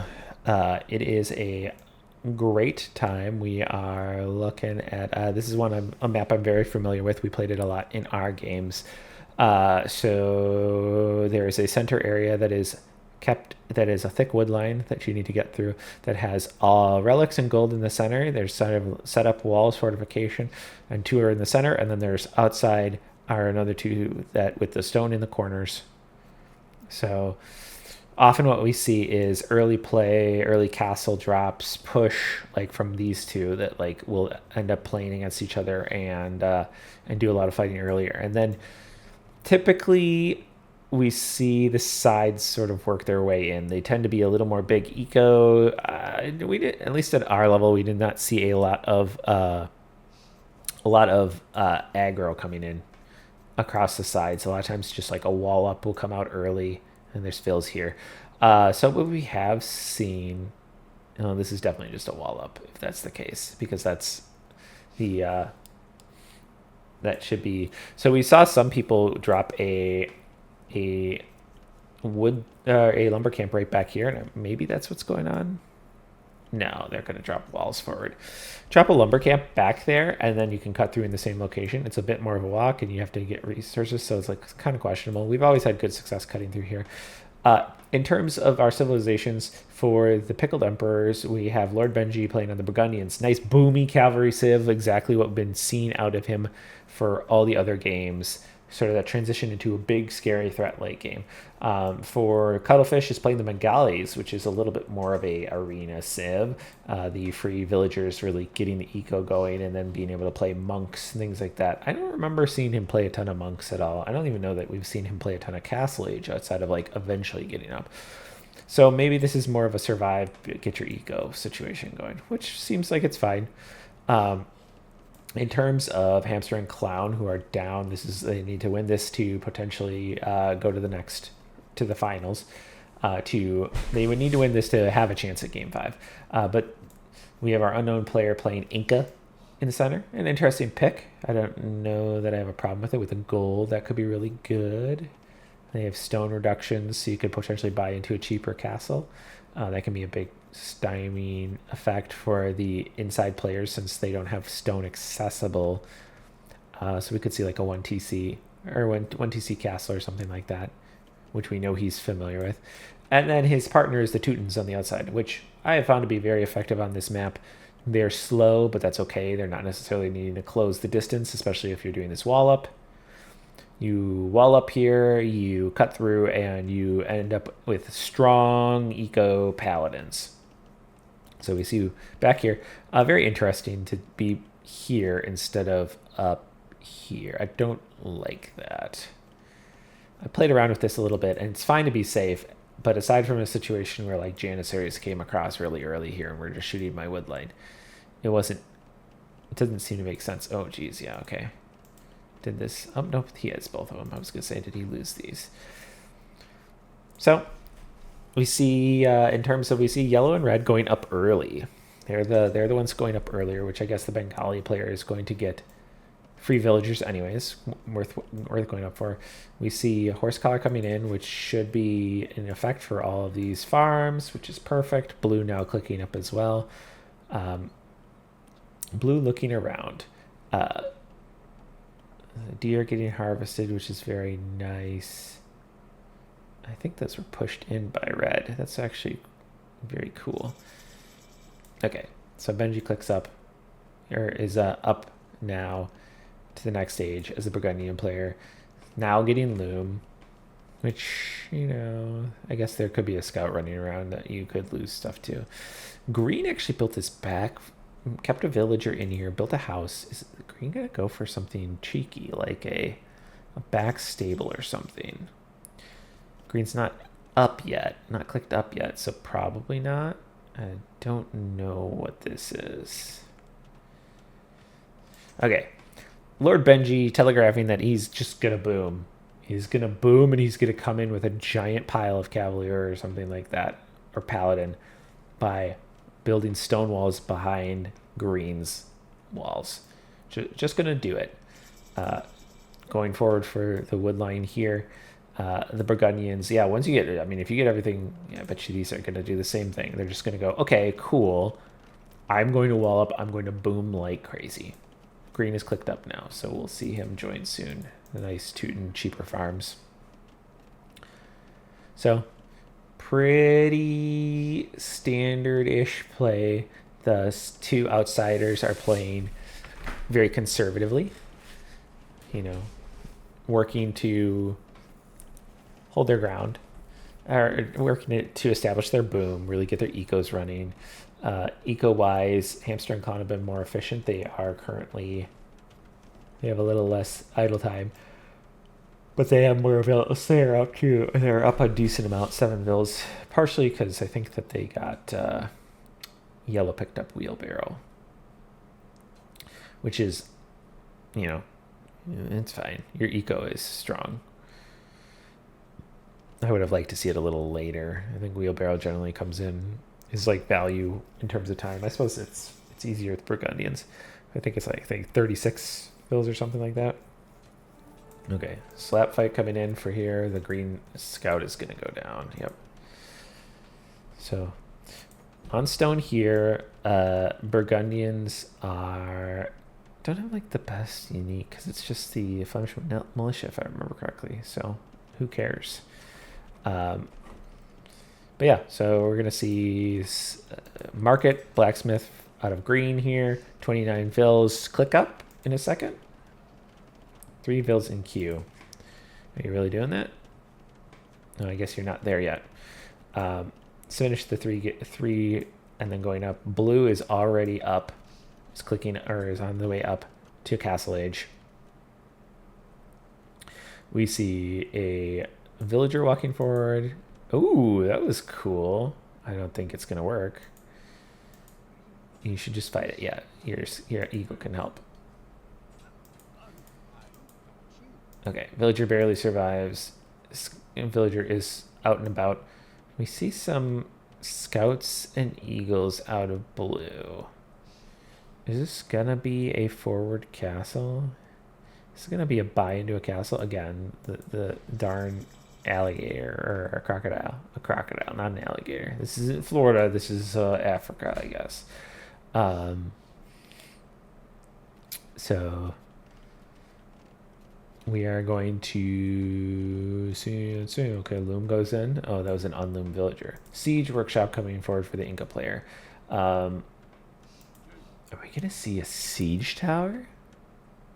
We have 6 eagles queued for a total of 10. I've done this before on Arena. It's really fun. If you do it right, it's brutal as hell. You can just like kill entire wood lines and just like put way too much pressure, way too much pressure that people don't expect. What do you got? You got your siege workshop. Is the siege tower coming?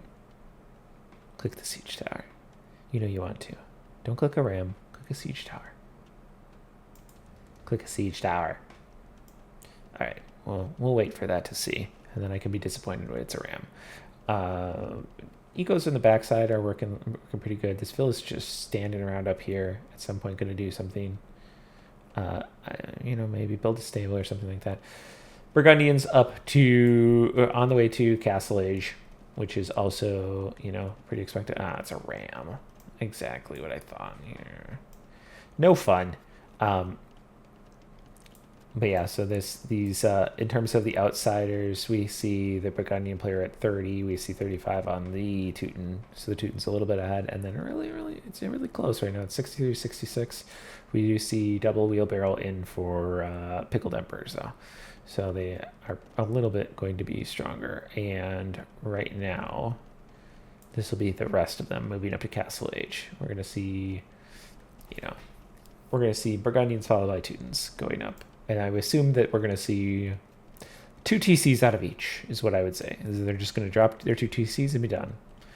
This is interesting. I wonder if they're going to drop like a ton of TCs instead, or if that's going to be a castle. Okay, so TC2 coming for the Burgundian player there. TC3 for Burgundian player. Our Teuton player is up and has not dropped a TC yet.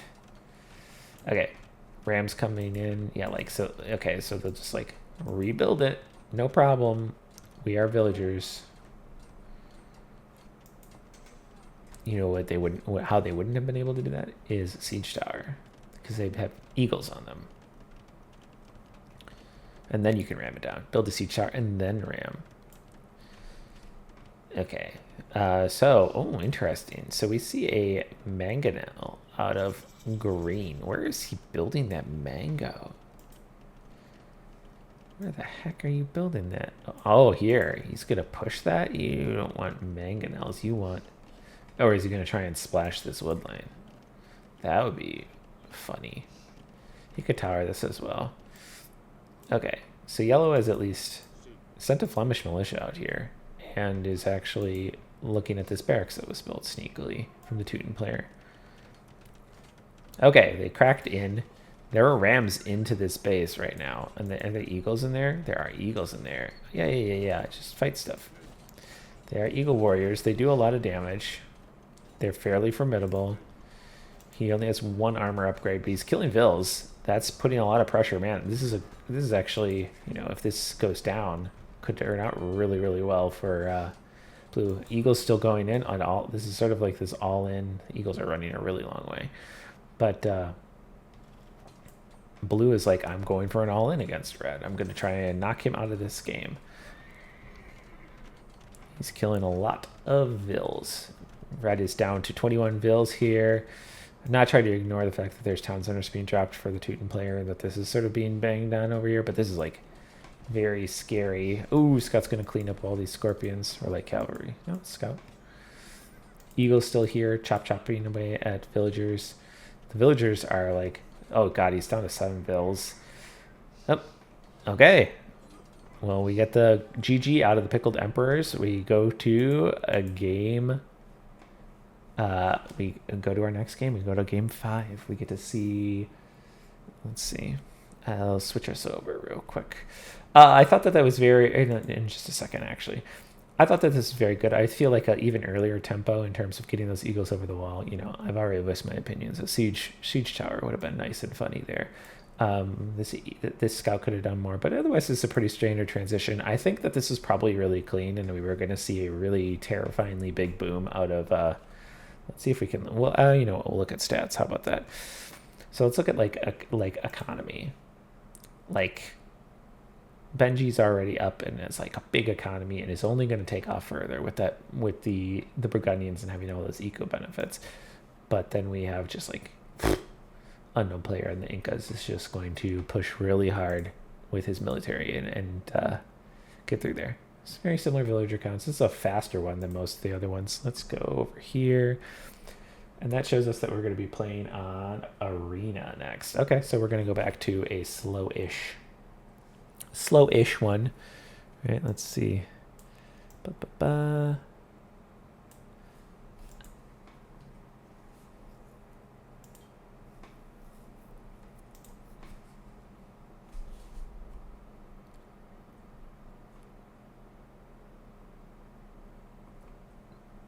All right, here we go. We are on Arena.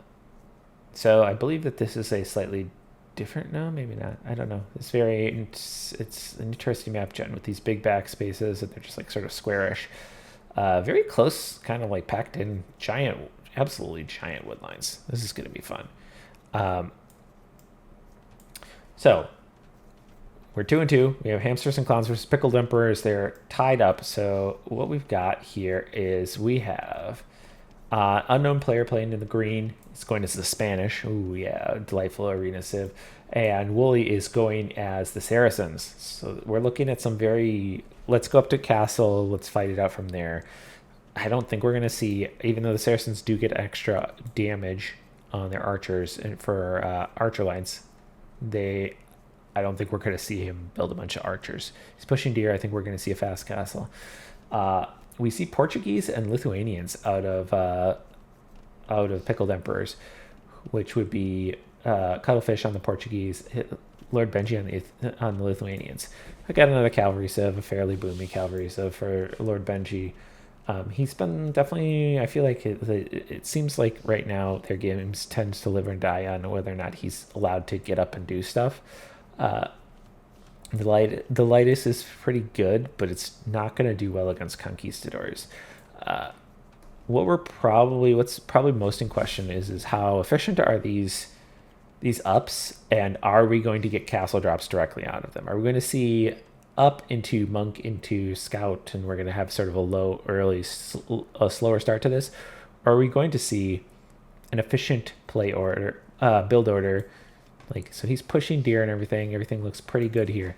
Are we going to see official build order, for example, out of unknown player who's been comfortable playing 1TC aggression? He played it on Valley of Kings. He played it on Jungle Rumble.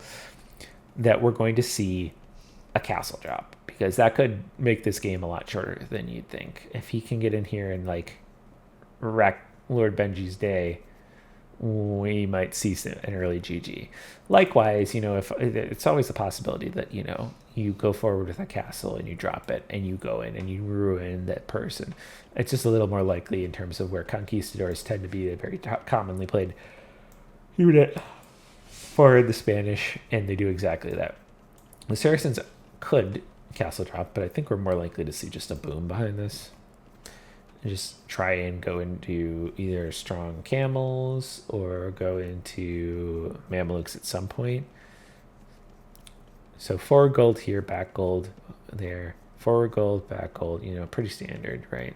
These are both forward. That's kind of a bummer. And then this one is not really forward, but we will see. Still has this boar out here. Is he going for that right now? I don't think you are. Don't forget the boar. So you see red going up with 20 vills, which is interesting. I wonder if that's to try and just get more scout presence, probably knock out other scouts, or if it's just a force of habit. I'm going to play a ton of skirms, spears, and go from there. We'll have to see. You really get to play what he wanted to play. You didn't really get a chance to play a bunch of military last game. Oop, look at this dance. They are buddies and they are messing with each other. Green really looking. He's trying to get that deer that reset for him. We do see blue and green going up, and finally yellow clicks. That could be good, could be bad. 24 pop for there, but 24 pop for the green player. I would say that this is a likelihood of, we see the stone already. I have a feeling this is unknown player, whatever his name is. We'll see. But that he is familiar with the a Spanish build and is going to end up coming forward with it. It's my guess. Like, and he's got the timing right. He's very close in terms of timed up with the Lithuanian player, so maybe it'll be tougher, but I don't know. Lithuanian's not on stone, so we might see a better timing into castle if there's inefficiencies. Like, no, yeah, that's too good. This is going to be great. Like, it's going to be a stable blacksmith or market blacksmith, and we are going to be like up. We're going to see like shift over here. We're going to shift off of here. We're going to get stone, and we're going to be going forward. Let's see. Market. Is he short wood right now? Is that what this is? He's short wood. Oh no. Oh no. He's going to have to build the third bill. Nope. Okay, blacksmith is up there anyways, so he'll be okay. So he's going to get this up. You should technically have a second bill on here for this build order. You want two bills on market, one bill on the blacksmith, and that gives you the timing. You see scouts starting to trade down here, just slapping each other a little bit, but green is up by his lonesome. Blue's scout is wandering. I think that's going to go down. At some point it'll turn and walk past and die horribly. What do we got going on? We have blacksmith and a stable out of yellow, who is going to be up before the Spanish player, which might be, and I think that's because of the market, like because of that delay. But we'll see. Still only 2 on here. I guess I was very wrong. That unknown player is 402. I thought that was going to be a nice, clean Castle Age, Castle, Spanish Conquistadors. Just blow through and really wreck people. Archrange, Blacksmith, Barracks out of red, which is pretty standard for him. We'll see if he clicks up, though. He's very close to clicking up to Castle. I think he's just going to click up to Castle. This will put a second. That'll make his second feudal age building. Oh, got another scout fight. Slappity. Okay, that's done. Are you clicking up? Click up, my friend. You have enough, don't you? There you go. All right, so Castle Ages are coming in. We're going to see basically blue and yellow go up at the same time, and then green will only 10 seconds behind them. We see... so he did go to stone, so he probably has enough. He's going to drop probably a defensive castle is what it is. I mean, you wouldn't want to walk out here against this. So blue goes up, drops a town center. Kind of what we thought. Probably going to drop another one at some point. Maybe back here. Maybe he'll walk into this gap and drop one back there. Yellow picking up a heavy plow right away. Monastery going up. Going to go for relics. So relics are obviously very strong on the Lithuanians. They get +1 damage to their knight line for each that they control, up to 4. So they can be very powerful. Dropping a second town center. So going for the combo, put some presence on the field. He's got lots of scouts out and about, so he's trying to control stuff as long as possible. The objective is control. And these scout cavalry, yeah, they're not light cavalry or anything. Get the monk out. Gather 4 relics is his objective, and that'll make every fight in the future a lot easier. Green is meanwhile not dropping a castle. I mean, you're on a lot of stone. You're 560. Okay, so you had enough to drop a castle. Is that where these guys are going? Nope, they're going to the wood line. So this at some point will be built. Third TC out of the Lithuanian player. Red's still on the way. Do we see just right away some TCs? Okay. So was that a monk? Yeah, the monk came out and scouts pick him off right away. Very good out of Lord Benji. Understanding I should just try and hold the map as much as possible and get as much as I can out of here, like ASAP. He's got his monks coming forward. That TC is still not getting built, so there's a castle going up here for the Spanish player. Conquistadors, 2-3 conquistadors can start clearing light cavalry. Lord Benji is grabbing relics as fast as possible. Already has one, is getting the second one now. It's good that I'll grab the ones over here because these are going to be easier to get, right? And if push comes to shove, I can get here. Third TC coming down for our Saracen player. TCs 2 and 3 coming down for our Spanish players. Castle in the front out of our Portuguese player right away.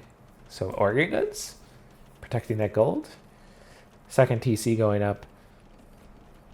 3 TCs. So we're going to be 3 TCs for everybody but red at this point, which is okay. You can go Oregon guns. Fervor out of yellow to get out there and get those faster. I mean, two relics currently up. Blue's snagging that relic over by red, so there are a limited number of relics on here. There's relic 3 and relic 4. This is the only one. So he's got the spears there, so he needs to hold this and hopefully, conquistadors don't come ruin his day. The spear should be able to kill a scout that comes past. I would have probably gotten that one before the one that was super close, but that's okay. He's going to clean up these. Oh, he gets a conversion on one of the scouts. Interesting. Very interesting. He did pick up the kill on 2 monks there. All right. So there's a monk going in for this one. So the question is like, can this monk...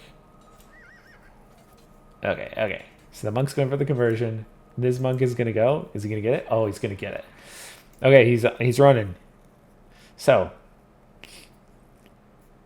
Lord Benji is now going to be on 4 relics, which is it's what he wanted. Like that's great. He's got to be feeling really good right now. I'm sure if you talk to him, he'd be like, "Yes, I'm so glad." I felt super pumped. We tussled and I picked off monks and I got 4 relics. And every single knight I'm going to build is going to be real scary. So now what he's doing is, this is interesting. A monastery back here.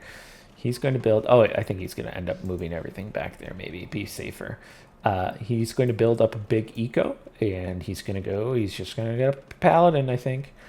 Meanwhile, the Spanish player, who is capable of building conquistadors, has 4 of them out and about. I think that they are all just standing here.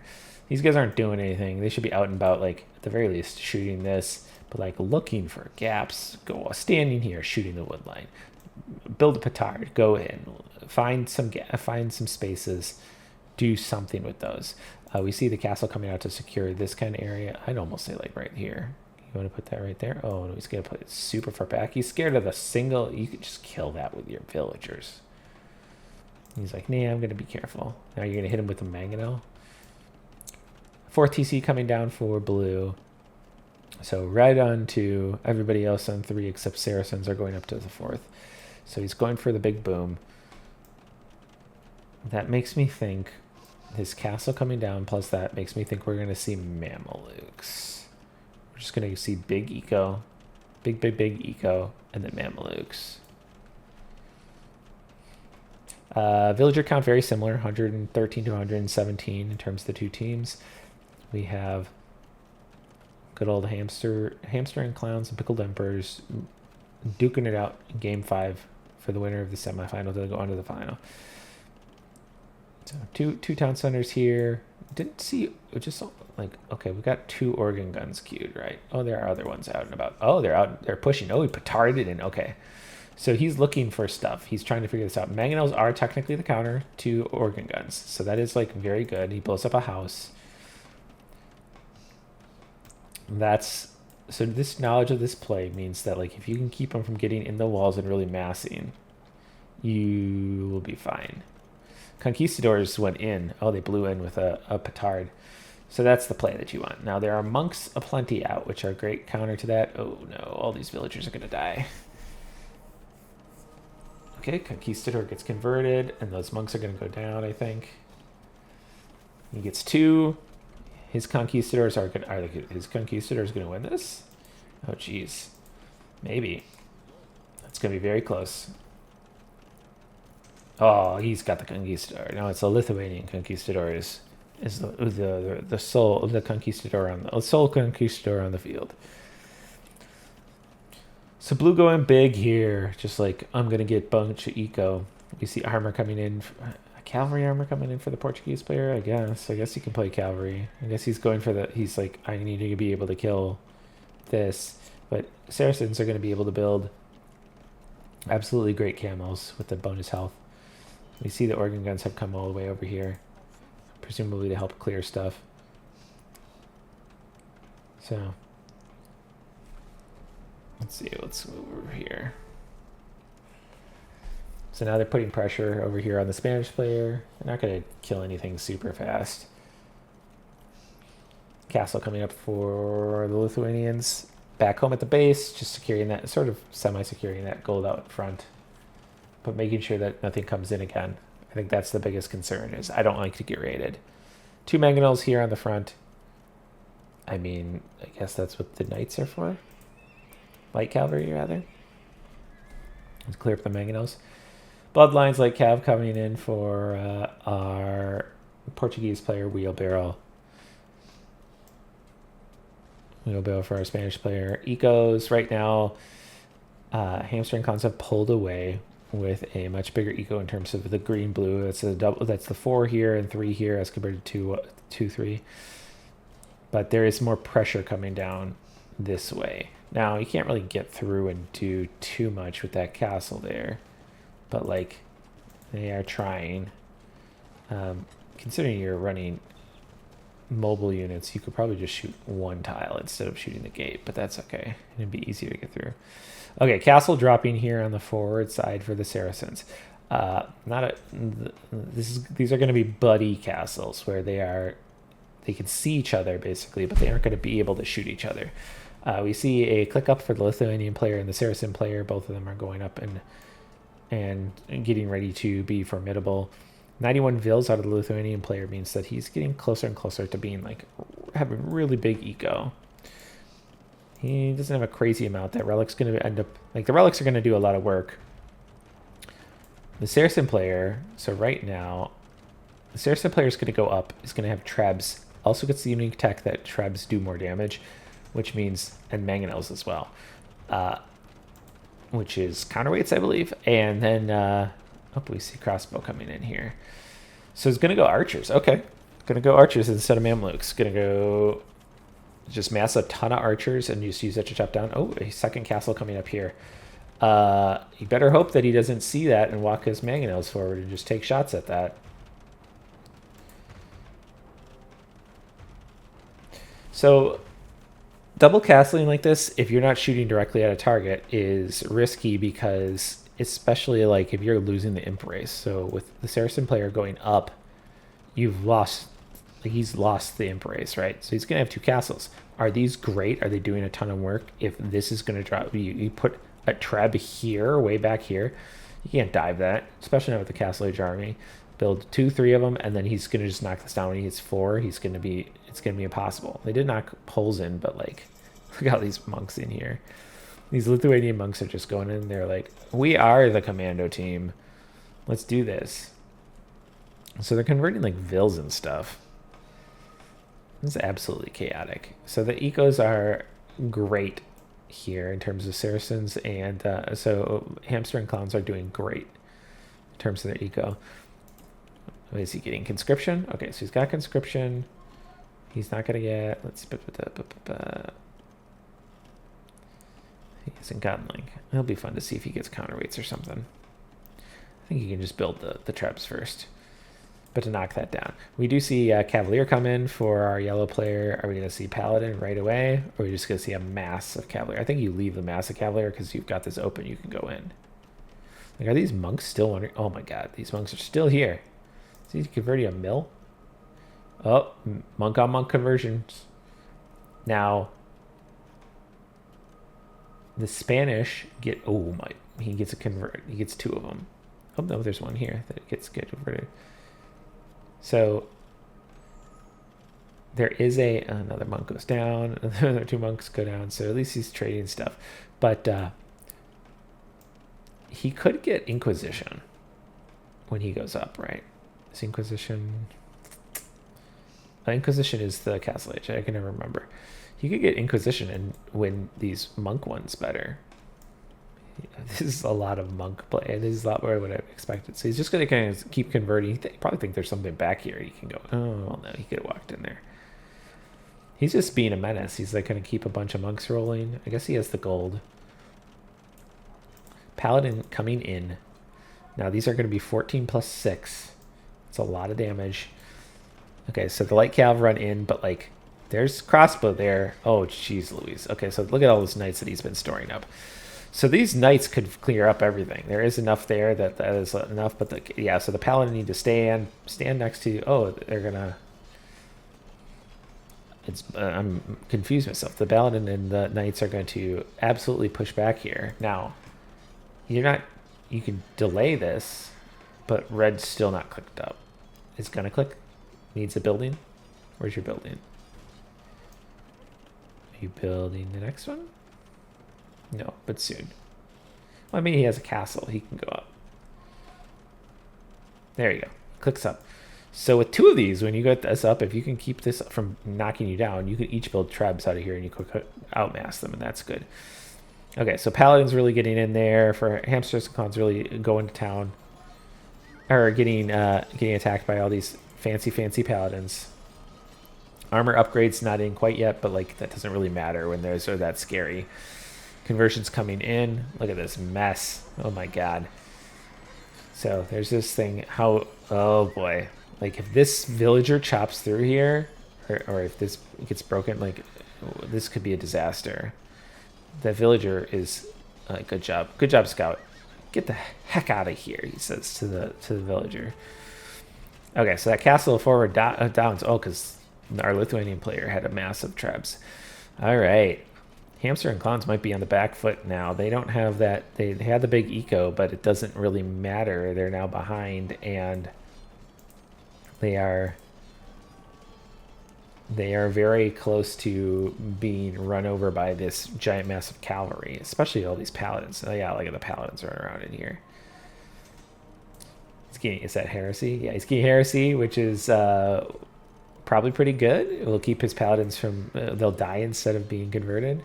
Knights are in this back area. Man, I think we might see the GG here. This is so much pressure in terms of what's coming up here. Like, I feel bad for the Saracen player being forward and being like, okay, well, if I are blessed, and I'm just going to push this.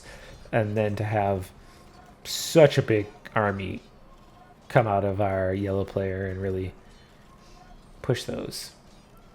Very interesting. Yeah, so like there's tons of villagers in here. Yeah, let's see. So yellow is still just sort of like all over in here. Has monks still in this base.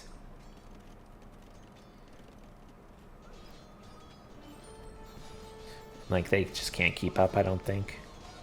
Spanish aren't going to want to play Conquistador into super late game, usually. And that's going to be very difficult. There's just too many paladins in this space right now, I think. I think that he's going to lose everything. He's down to 21 villagers. Over here, he's at 105. But, like, it's not like he's super secure and that's what 105. It's like he could easily get... There are holes he could be run into. You can see a paladin just chopping up some units here. He's switching into pikes. So maybe he can get into Halb and he thinks he can do it. But, like, I don't know what your Saracen player is going to do. Like, this is going to continue to get pushed.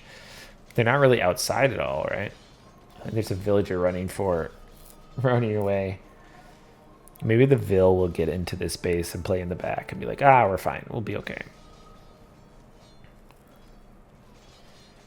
Lots of paladins. How many paladins? We have 74 paladins on the field right now for yellow. So... I think that might be too many paladins to win against. Just saying. Lithuanian paladins, extra 2 damage on paladin. Very reasonable 80 paladins. So Lord, I have a feeling we're going to see the GG very soon here. Lord Benji, again, doing a great job sort of pushing this and really being where the victory comes from. Okay, Wally is in trouble. He's at 11 Vils. He is got a Vil back here, or is he going to have a Vil back here? There's the Vils. They're running. Like, let me the hell out of here. Get me the hell out of here. These villas are gonna die. But now I don't. It's just infinite paladins at this point. Does he still have a ton of gold? He doesn't have a ton. He's gonna control all the central locations. Red actually is gonna have so much gold. 76 too. Oh, they're actually spending it. They're doing good. But like, those are not long for this world. Does he have the upgrade? Or no, he doesn't have it. First castle down. Once that second castle falls, like, those paladins have no reason to not just kill everything in this base.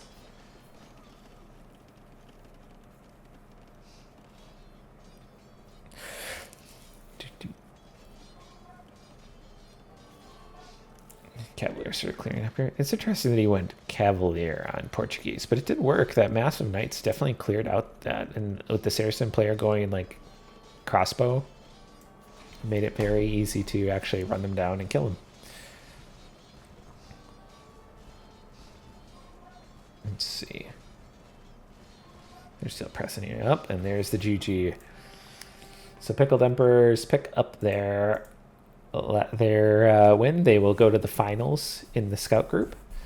They did a great job. I thought that it was, the early control. I think that Lord Benji played really well, making sure that he was fulfilling his objective that made his life a lot easier in the late game, which was getting those 4 relics.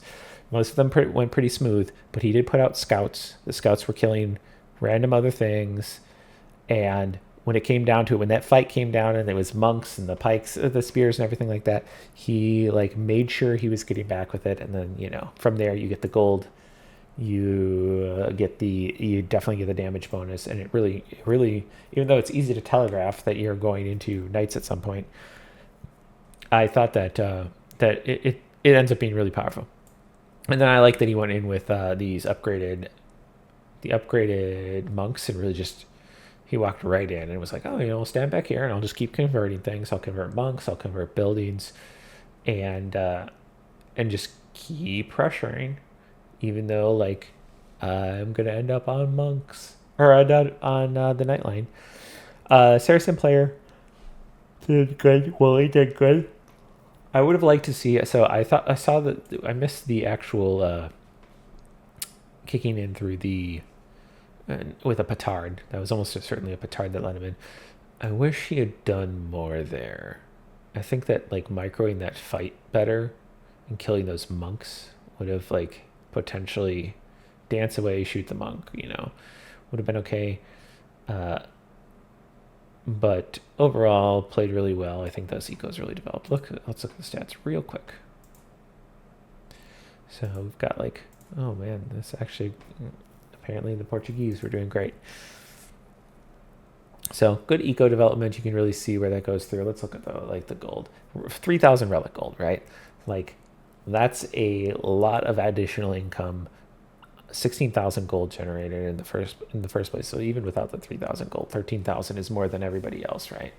Is looking very, very strong, and using those to produce just an absolute boatload of paladins. In terms of eco, they have very similar ecos. Smaller eco, big boom, but like didn't get there. So, but yeah. So overall, the match goes to the Pickled Emperors. So I look forward to seeing them in the finals for the Scout division. It'll be a good time, and I hope to see you then.